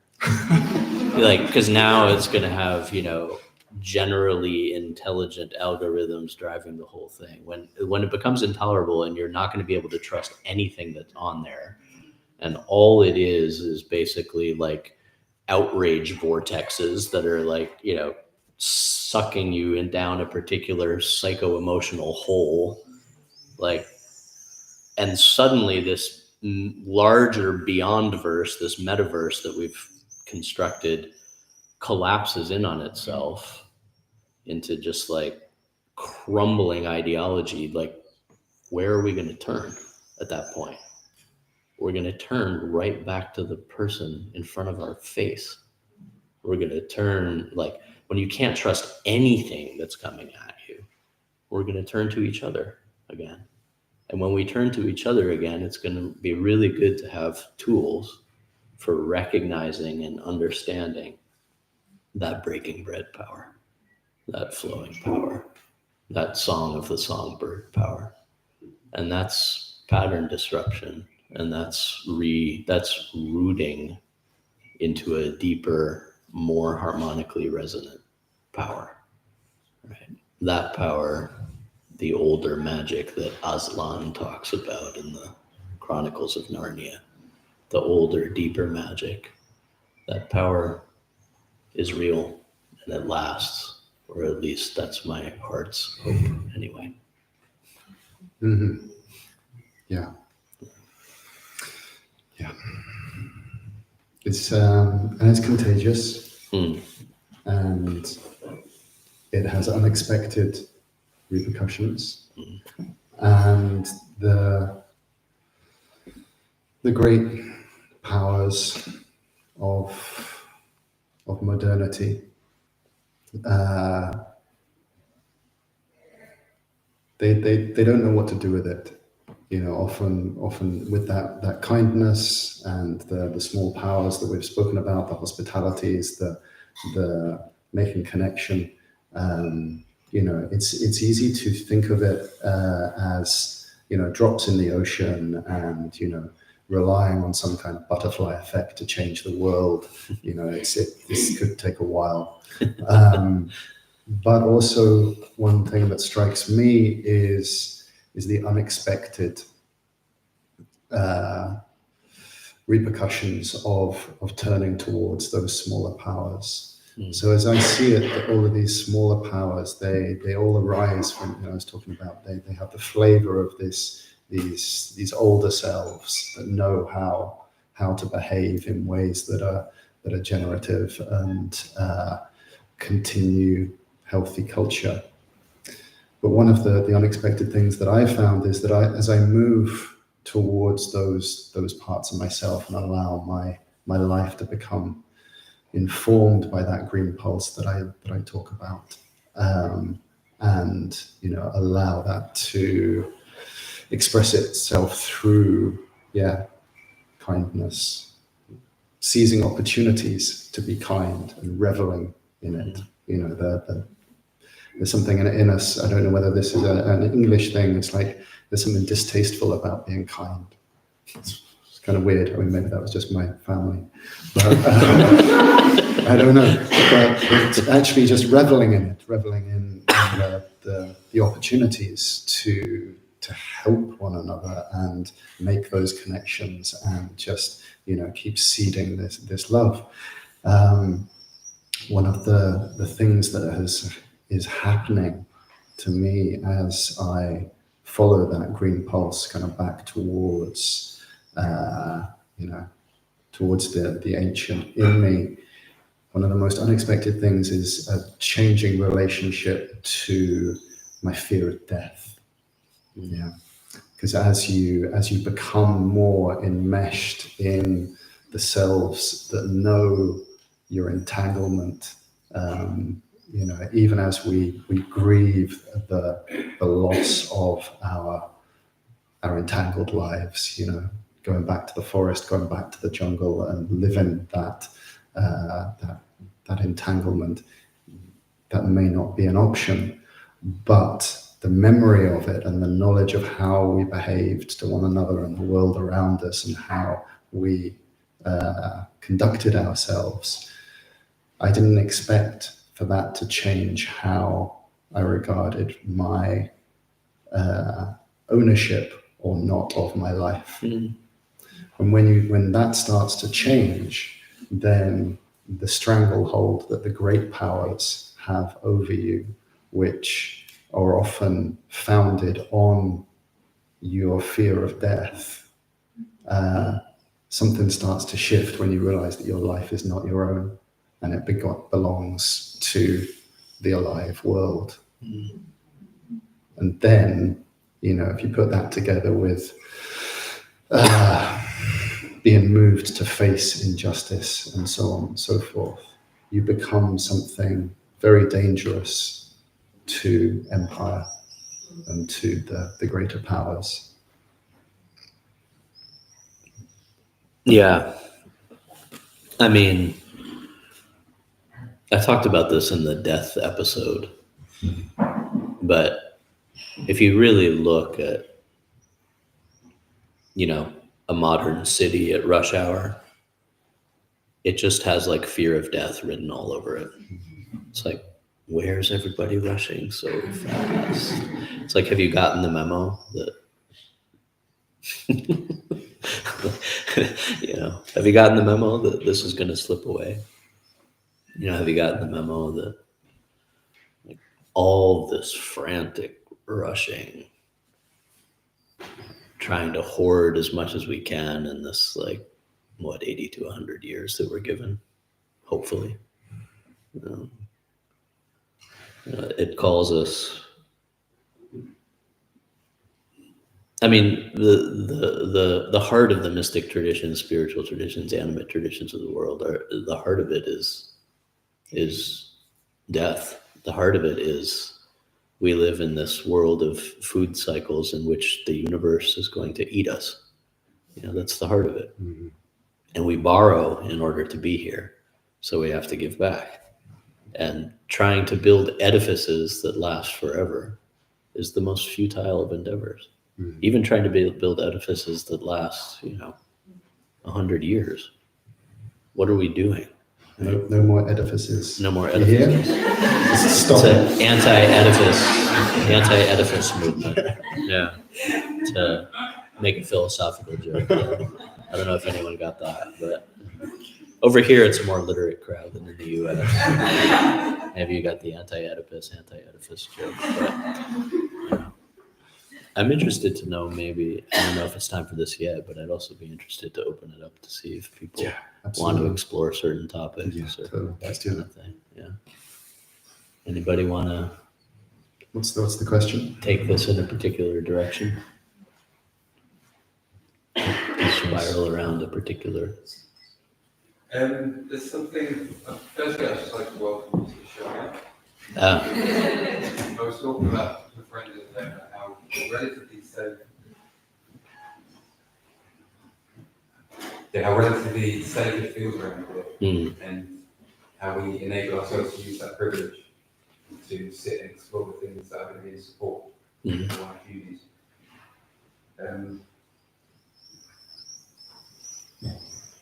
The thread I caught early on was about what we're to give back to spirit, and you just kind of brought it back in there with we have borrowed to be alive. So yeah, maybe unpacking what it is we can be in service to offer back whilst we are alive, in service of the wider community.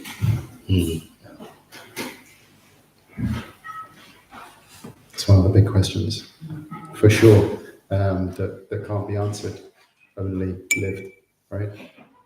Yes. It arises from us when we allow it to move us, I reckon.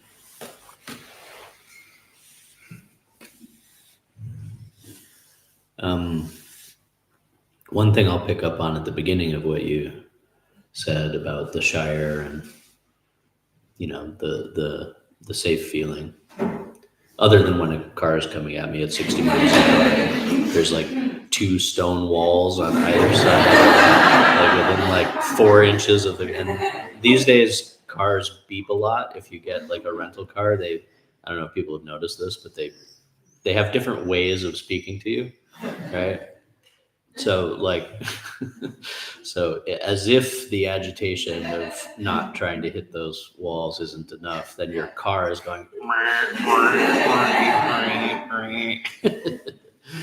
Yeah. Anyway, it does feel relatively safe around here. Other than that, I mean, one of the things that when I'm talking about, like, when the internet collapses in on itself and things become so untrustworthy, and my wife and I live in a fairly sheltered part of the US, but in the US now, like, the number of instances of people like literally like opening fire on strangers on their lawn, it's such mistrust. And that mistrust is like, it's monetized. The machine is running on mistrust. It's running on ideological mistrust. Because if you don't mistrust, then why are you going to keep tuning in to find out everything you should be afraid of, right? I mean, it's like literally monetized, algorithmized outrage, So I feel that very present in the United States these days, of like, we're at like a cultural edge around like truth and sense making and trust and these types of things, like a deep cultural edge. And I don't know if it's the same way here, but I know that it reverberates from the United States through, our media, and that takes hold in other places too. But that wasn't your question. Your question was about how do we give back? And one thing that's very simple that I've seen in animate traditions around the world is that there's always this sense of borrowing and offering back. And one of the things that is central to the offering back is food. Some type of working with actual food. That's why I picked up so quickly on Tom talking about dinner the other night, and and then we went down this trajectory of the power of breaking bread. Animism, to use a colonial anthropological word, animism, animate tradition, which is really talking about how human beings for 99.9999999% of our history interacted with the world. Animism is based on offering food back, feeding the forces around us. And that food can be song. That food can be verbalized prayer, right? There's a difference between, I spoke about this a bit in London too, but there's a difference between a thought offering and a spoken offering, because we live in a resonant cosmos, and there's a power to saying our gratitudes aloud. The swifts don't start chirping as much if we just think it, right? If we say it aloud in the garden, right? If we say it aloud in the garden, then there's a difference. We feel the reverberation of those powers and those forces. I spoke with Jose Barrero, who's he's been a native activist for 40, 50 years. And he spoke about the daily practice, and the daily practice, which, those folks in the Iroquois Nation want everybody to be doing. They've opened it up culturally so that they say, we want everyone to be doing this, is stepping outside and feeling the living air on your face and saying thank you aloud, connecting aloud, verbalizing it, naming the creatures around you, and it takes, in the Western mind, it could take there's some embarrassment that comes, here I am by myself in the garden talking, right? That can be there, but that fades away. We're trying with our kids. Last night we tried to do it yesterday we tried to do it when we were at the river Dart, and we tried to get them to say thank you to the river before we left, but the little one just said thank you, PB. But it's a work in progress. Right? There's a lot to be thankful for. Yeah, the ongoing verbalized recognition of our relations is important, because that's one of those reverberant powers. We light a candle to the ancestors and acknowledge the ancestors and acknowledge the navel center. I mean, if you really think into what the navel of the human being is, and that goes back through your mother and her mother and her mother and her mother and her mother. That goes back 10,000 generations, 30,000 generations, however long human beings have been here, right? That ancestral connection, that becomes a thread, right, that we can follow through dark labyrinths. It becomes a thread, right? A thread of connection. We somatically reestablish these threads of connection,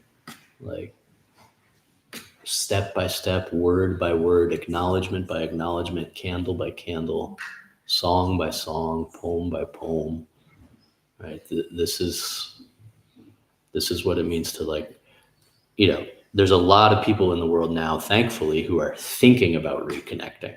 That's a good start, but that is different than practicing reconnecting. This is something that I'm working on an episode about the sense-making sphere, right? and I'm considering calling it sense making means sense waking, because there has to be a somatic felt practice of it. These things don't take root in the human being and alchemize, and the medicine doesn't get cooked in the cauldron unless there's some type of, this is chipping away the walls of modernity. This is starting to peel away the veils of modernity. It's like, we can't do it just by thinking about it. It's not going to happen. It has to be spoken. It has to be danced. It has to be drummed. It has to be sung. It has to be fed with food. That's one of the hardest ones for the Western mind to grasp sometimes, is like when when animate traditions are talking about like feeding food, they're talking about actually leaving some food out for the spirits. Spirit plate, like actually leave food out. And instantly the mind goes to, well, who's going to eat it? Are they really going to eat it? And that's not the type of mind that's going to get us out of the mess that we're in. Right?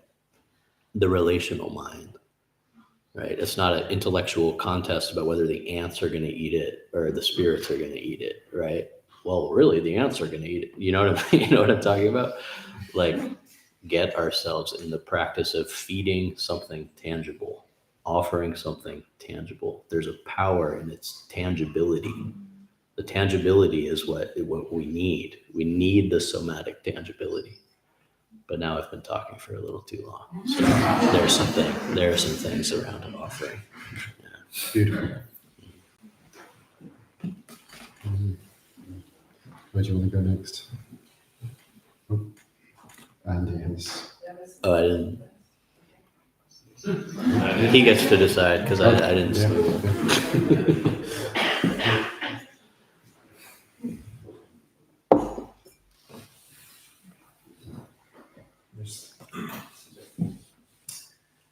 Something in the vocalization that you're speaking to, and poem by poem, hearing the vocalization that Tom brings, sort of like emergent coming. It's the one poem, and hearing that green pulse thing coming forward, and just as any person, ensconced in a Western culture probably has to ask, it's like, not, for those of us not turning to the Indian tradition, to maybe looking for something a little closer to home.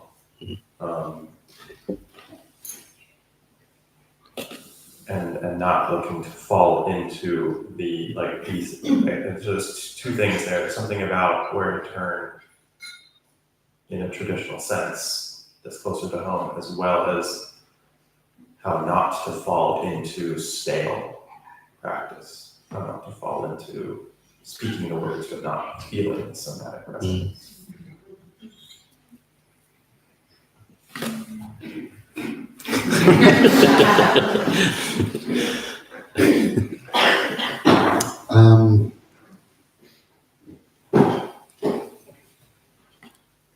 For what it's worth, I have just two things that makes me think of. One is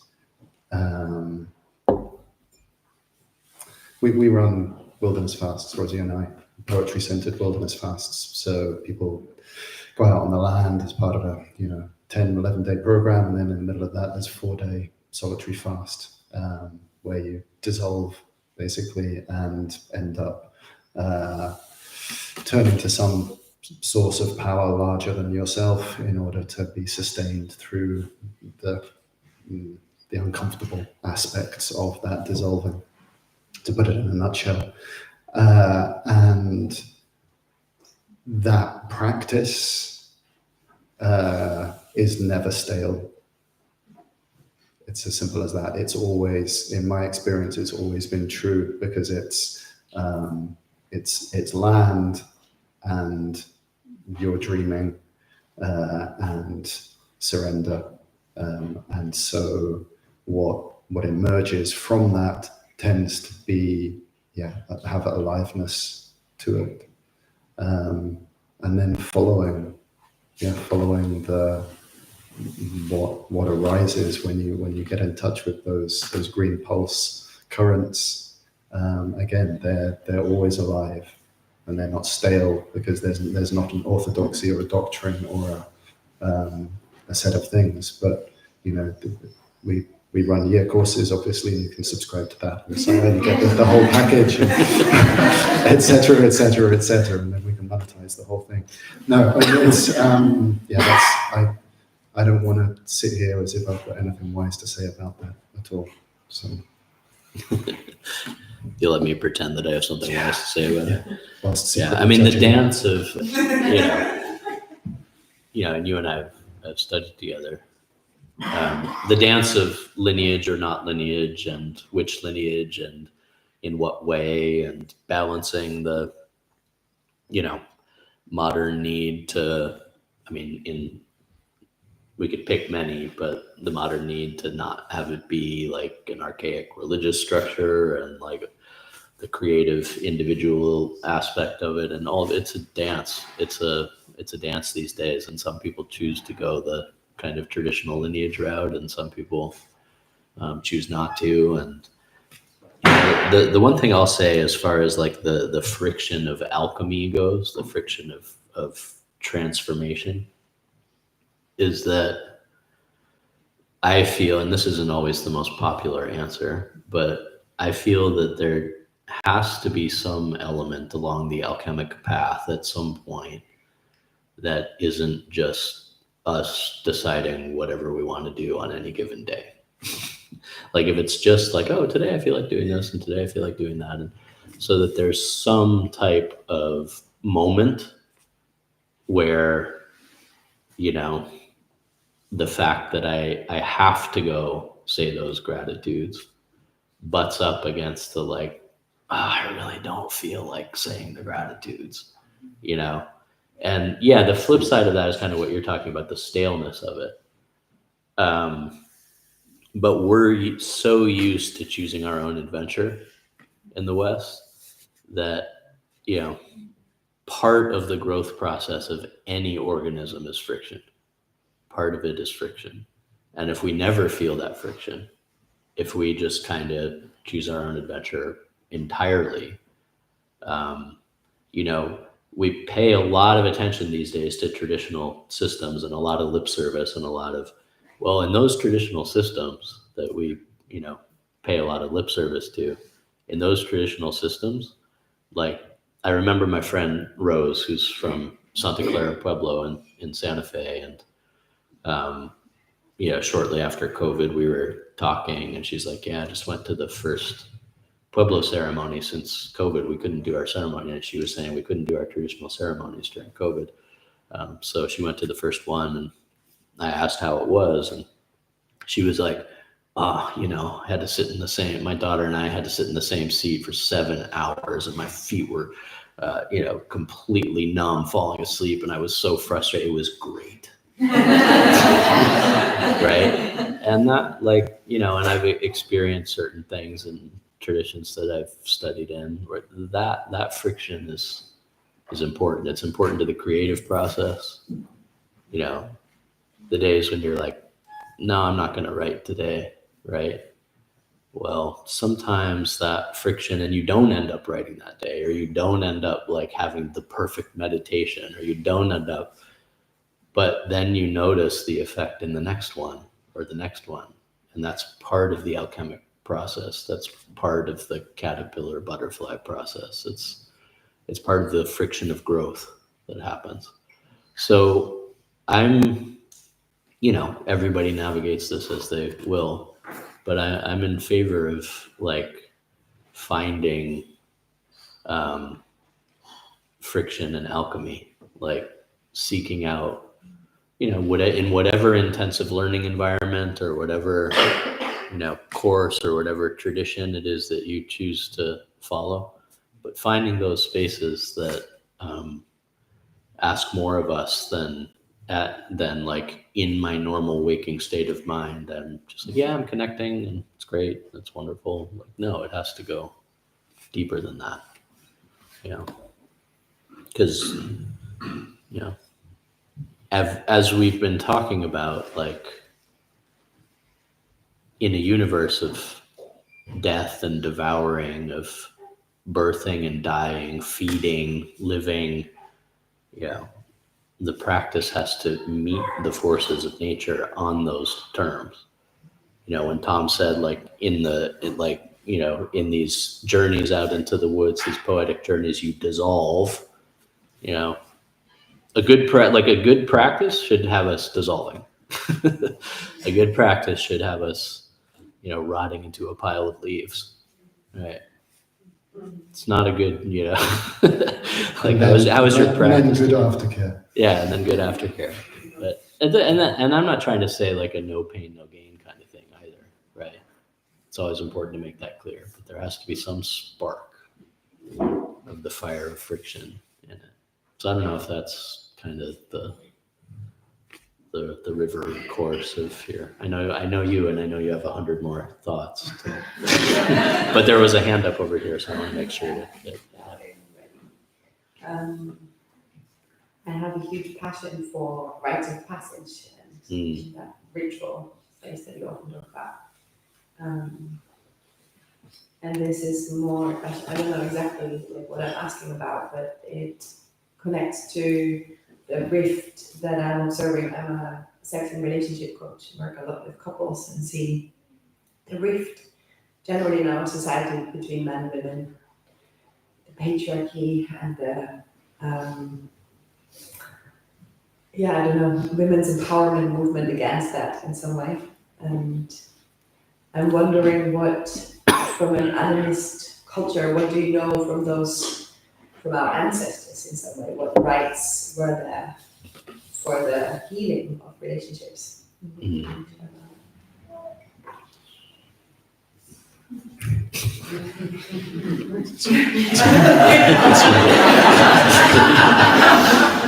For the healing of relationships specifically.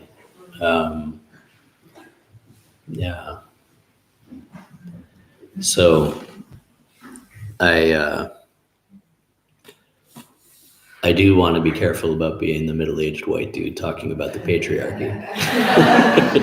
Let me explain the downsides of the patriarchy.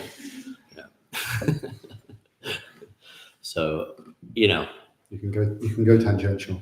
We're yarning. I'm good at going tangential. Yeah.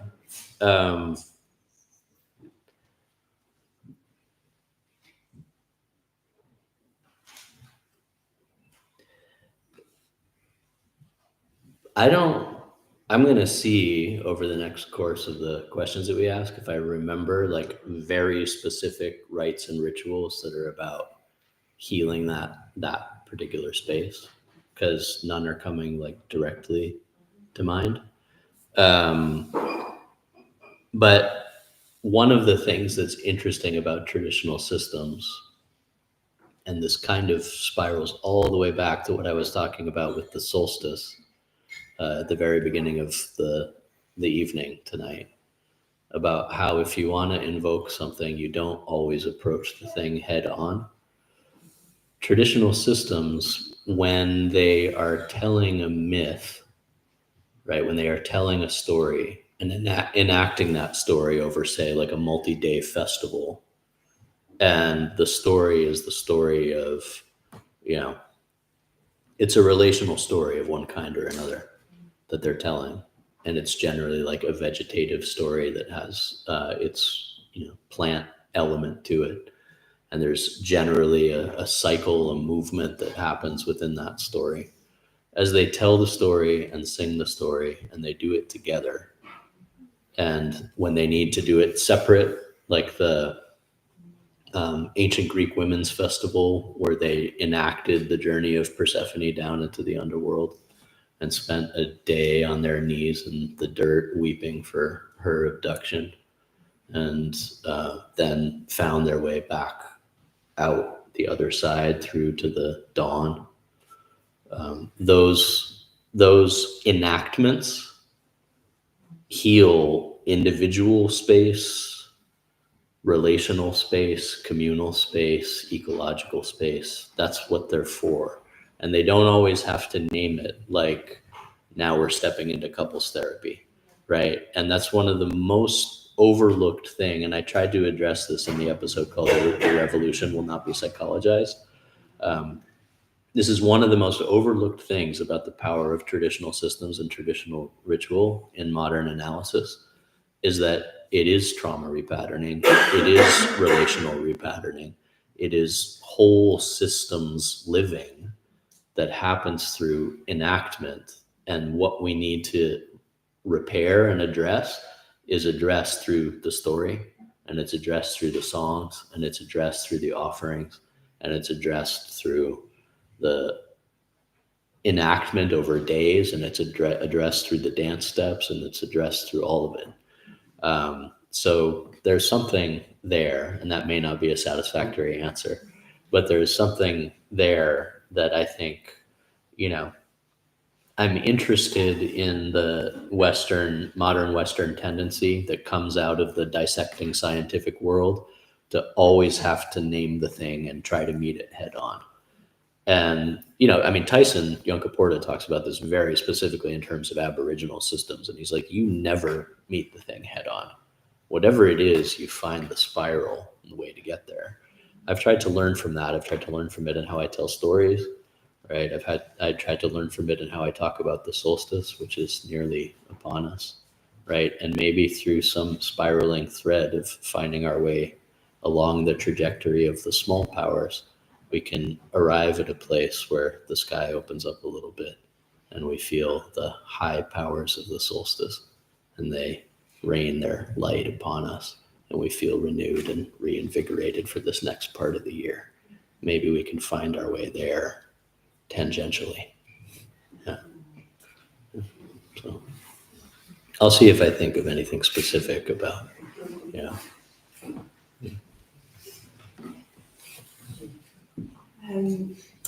I think I'm in the first cohort of storytelling course at the Anna Mundy's School of Storytelling.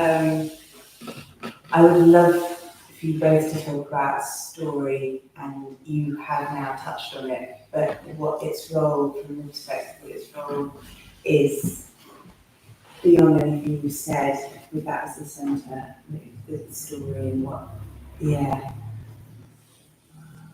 its role is, and also what the role of the storyteller and, I don't know, trance and etc. just all the good shit. All the good stuff. Just talk about all the good stuff. So this is the 10% kind of show. We're just going to talk about 10% of the good shit. And also about stories and connotation. I love that. I'd love to know more. Yeah, and linked with poetry and story. How many hours do you want to be? Yeah, seven. Josh mentioned 7 earlier. Yeah. 7 hours. Yeah. Yeah, I'm up for it. We've got babysitters. We do. Me? You? No. This is like your. This is your jam. It's our jam. There's so much there which is like kind of the stuff that I love and love to talk about and carry as inquiry and all of that. So I'm just going to focus on one thing, which is particularly of interest to me at the moment. So the role of the storyteller. I've been the charismatic wizard figure, spellbinding a big crowd and introducing them to a story in that way. And it's beautiful. And it's when it works, when the story is fully there or when the field is generated, you feel the subtle fibers of reality humming and singing in beautiful ways, which then affect the people who are there in that field. It's a beautiful, ancient thing. But the last 5 years or so, I've stopped doing much storytelling. Pretty much the only storytelling I do now actually is on Josh's course, because I've been carrying this question with me of like, there's something not quite right about this thing for me, where I'm at. And it centers around or works around this storyteller as wizard figure, you know, the liminal figure that comes in and has certain magic and power, and you know is a wise person as well. Yeah? And so when we become storytellers, often we want to be wise people, yeah. And my advice to storytellers when I teach storytelling these days, the main piece of advice I give is please don't pretend to be wiser than you are. Because what a crazy burden that is to put on yourself generally, but also it just takes you into very strange territory.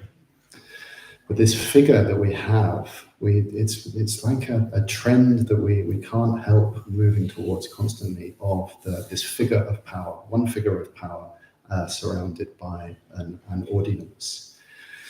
And what I'm curious about these days is what would storytelling look like if the health and connection of the community that has gathered for this storytelling thing, if that was the prime thing of importance, not the transmission of something, but the reweaving of community. So it looks like everyone speaking, yeah, everyone getting a chance to speak. It looks like things emerging from the field and being spoken about or sung or recollected. There's a reweaving that goes on. And so I'm in that kind of curiosity at the moment about what storytelling might look like if it went that way, rather than a mesmerizing show or a spell breaking or a spell casting. And that's really exciting for me. And that, yeah, it moves in the direction of the green pulse for me. So I'm starting to experiment with that. So these questions for me of, yeah, what assumptions, what stereotypes and archetypes are we carrying about the storyteller? That all have their place, and stories are, you know, thousands of different things. But that's the particular thread that I'm following because I can feel the life force in it. There's a So you just described a thing called Eisteddfod. Yeah. called what? Eisteddfod. Like in the Welsh and Cornish, it's Eisteddfod. It's like when all come together in circle and all tell a story, sing a song. You know. It's like the old ceilidh as well, Yeah, the traditional ceilidh, yeah. which was what got me storytelling in the first place, actually, because I realised that if I went to that kind of thing and I Eisteddfod or a ceilidh, I didn't have anything to offer. And I was like, oh God, I don't want to do that thing that just stands there going, no, I couldn't. It's like, I'm someone who works with language. That's the thing that I have to do. So I started learning stories, learning Russian folk tales that I grew up on. So yeah, the Eisteddfod, the ceilidh, they're there everywhere. They're everywhere. In all cultures, you know, it's like come together. And here as well. In every big town there are kind of bardic chairs where they have Eisteddfod, and where anybody can come and do whatever it is to perform. But if we do this again, let's make it a nice Eisteddfod. I think it's actually tell a story, sing a song, show you bum or up you go. Okay, what's it going to be?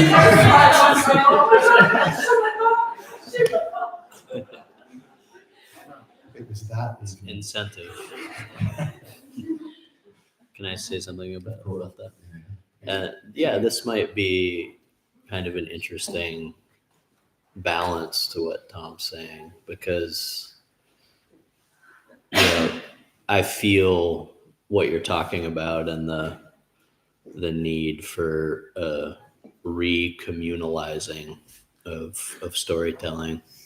But it's also interesting for me in my life because I have also encountered individual storytellers who were more than just putting on a show too.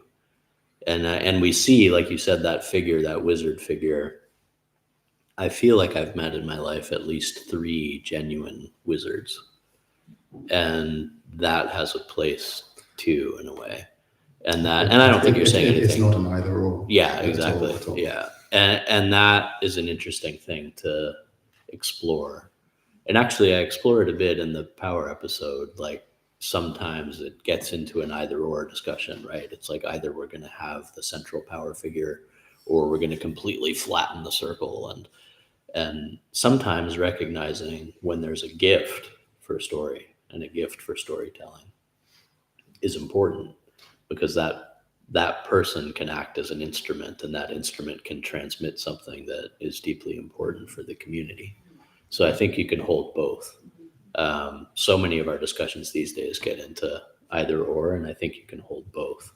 For me, what makes the difference between the genuine wizards I've encountered in my life and people who are more,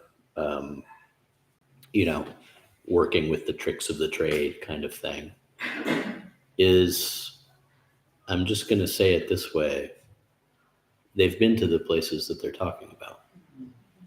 They've been to the fairy realm. They've gone through the alchemic cauldron.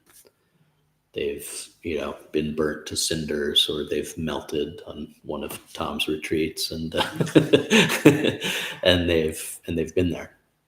And so where they're speaking from, when they're speaking, where they're speaking from is the place of having been there.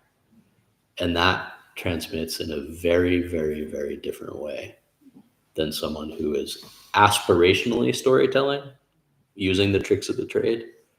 And if you're a young storyteller, there's going to be some element of that, because you're in a certain part of the initiatory process, and maybe you haven't lived long enough to be dragged into the underworld kicking and screaming and come out the other side, covered in mulch, right? And most likely you'll get there. And so there is like an aspirational element when you're starting on the path of storytelling. But the words that reverberate, and this is talked about in like the Indian understandings of the word as an animate entity, the words that reverberate are not just words that are spoken from the head, but they're also not just words that are spoken from the heart. They're words that are spoken from the root, from the deepest root of the tree, right? So when we go there and are able to speak from that place of having been there, then those words can resonate. And then it gets into like, why drag yourself through the underworld? Why do the alchemic journey? Is it so you can wow people on stage, right? Is it so you can be like, look at me, I'm a storyteller, right? No. Like this is getting to Rainer's question about, the practice and what I was saying about the spark. My family and I were driving through Scotland, and we were listening to the Scottish Folktales podcast while we were driving through Scotland and hearing all these wonderful stories of Scotland. And the first episode of that podcast, it wasn't the first we listened to, but the first episode of that podcast told the story of Thomas the Rhymer, which I'm sure many of you are familiar with, the story of Thomas the Rhymer. And there was a detail in it that I'd forgotten, when the Fairy Queen takes Thomas on his journey and he has to walk knee deep in blood and this type of thing. And he encounters 3 roads. People remember this part of the story? He encounters 3 roads. And there's a road that is steep and treacherous and overgrown with thorns. And he looks at that one and goes, why would anyone want to go down that path? And it's like, that's the righteous path. Like that's the true path. Yeah. So like if a mystic or a shaman or a storyteller, comes into their endeavors, like wanting to wow people, woo people, this type of thing, like, the path is to be raked across the coals. The path is to be dragged through the underworld. The path, like it was said in the very first opening, when it was talked about, like that as we become more aware of what's going on in the world, we hurt more. That's that path of treacherous stones and thorns. It's like, it is tough to be a caring, loving person in this world who actually wants positive change. And if we stick with that, we will inevitably get raked through the coals somehow, right? So, that hopefully deters illusionists and false wizards and this type of person, and we can develop a barometer. I grew up in a spiritual community. I saw a lot of politics. I saw a lot of false gurus. I've seen a lot of that my entire life. I saw people who were drawn into communities that were really not good. But I've also seen genuinity.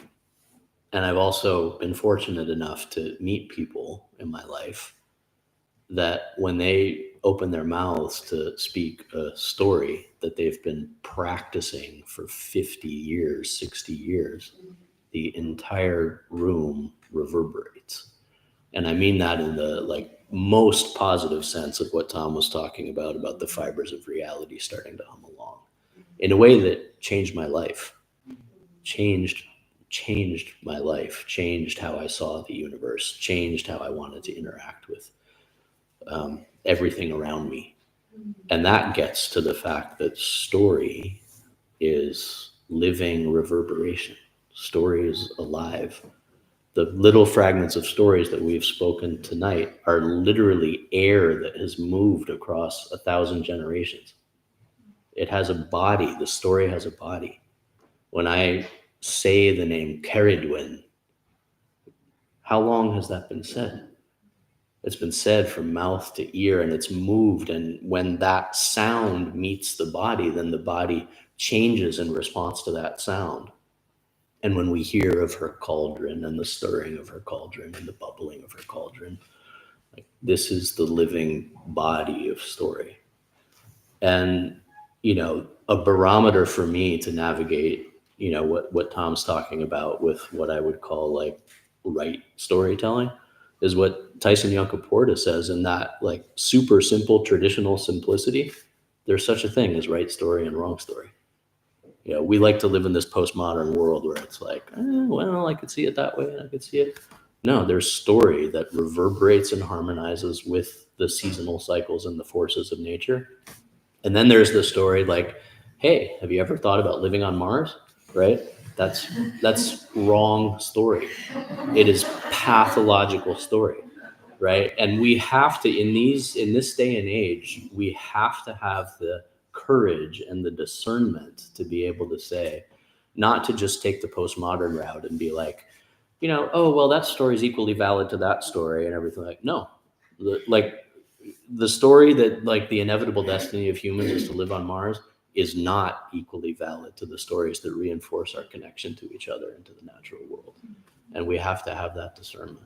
So that leads to the place where, in the words of one Western Apache gentleman who was interviewed in a book called Wisdom Sits in Places, which you might enjoy, he says, stories go to work on you like arrows. Stories make you live right. And then he says, stories make you replenish yourself, renew yourself. Yeah. And that's in the power of story. Yeah. Is that a good place to end? I'm getting miming gestures from them. They weren't that extreme yet, but yeah. Wisdom Sits in Places by Keith Basso. It's a scholarly study about the Western Apache's relationship with place, but there's you delve through the scholarly talk, and there's really incredible nuggets there. So I guess it's the part where we say thank you. This is the part where you wrap it up all, neatly with a bow. Neatly with a bow. Yeah. One thing I do want to say is thank you to my wife, Sigal. It's really nice to have you here. Sigal doesn't get to come to all the talks, and we have to coordinate babysitting, and none of any of this would be possible without your love and support. So I just wanted to say that and acknowledge it. It's really nice to have you here. And my kids, who I am imagining my kids right now just peacefully sleeping. But that might not be what they're doing. So we probably have to go and, They've probably found the kindling axe. They've probably. Yeah. Well, and I just want to say, heartfelt thank you to everyone for coming out. And I feel really warmly received here. And, I just wanted to speak some stories into a microphone and put some music with that story. And I really didn't know when I started the podcast that there would be such resonance around it. But to me, it indicates a deep longing that people are feeling for connection. And I feel renewed and replenished through knowing that people are resonating with it. So thank you.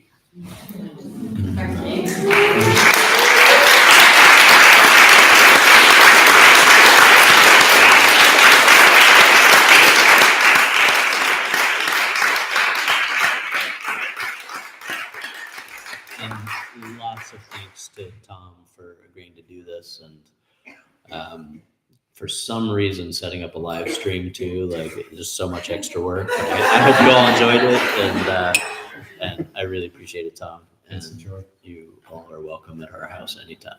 Next time we'll do this at your place. Yeah, totally. Thank you. It's been a total joy, and wonderful to meet you in person and show you a bit of the Moor yesterday, and for our families to hang out a bit and to share a stage with you and be a middle-aged white man with you.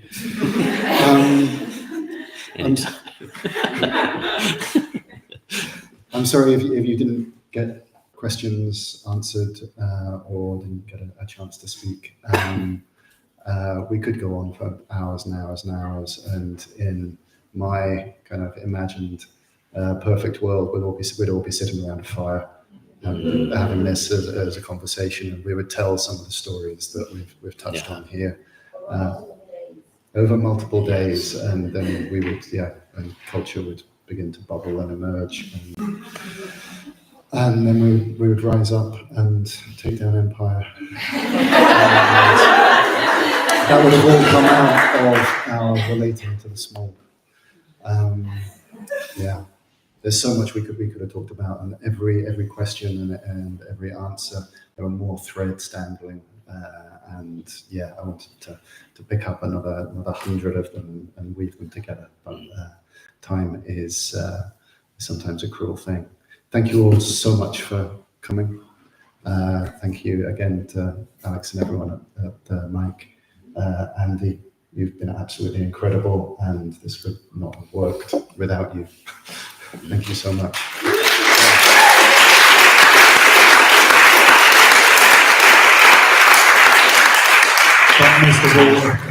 Time is a cruel thing, but time also topples every empire that has ever existed. Yeah. Okay. I'm going to read to you.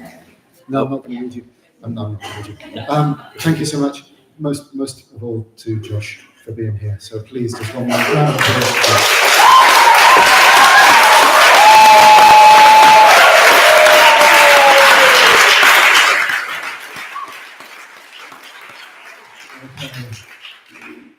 I think that's everything, isn't it? All right, yeah. That's everything. Let's do it. If you fancy it, I've got books and posters and things for sale over there. If you want a poster, I'll give you a poster for free. So I'm feeling gestures of largesse are also a small power. So have a poster if you want a poster. I'll sign it for if you want. Now, go out and tell each other stories. Thank you. Awesome, man. That was great. Yeah. felt really nice. Really great room, and good flow. And, thanks for agreeing to have it be kind of unstructured too. Yeah, I felt like there was a good balance with people interacting. Yeah. I think so. Yeah. I mean, the people are the judge of that. Yeah, I know. They'll be saying, oh yeah, and goodbye on the live stream. We forgot to thank them. Yeah. This is probably still on. Yeah. Thanks. Sorry. Thanks, everybody. Right. Let's...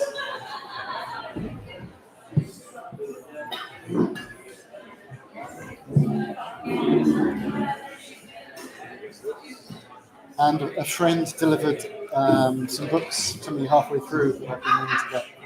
What was that? A friend delivered some books for me. For you. Alan Gardner. Yeah. Finished reading.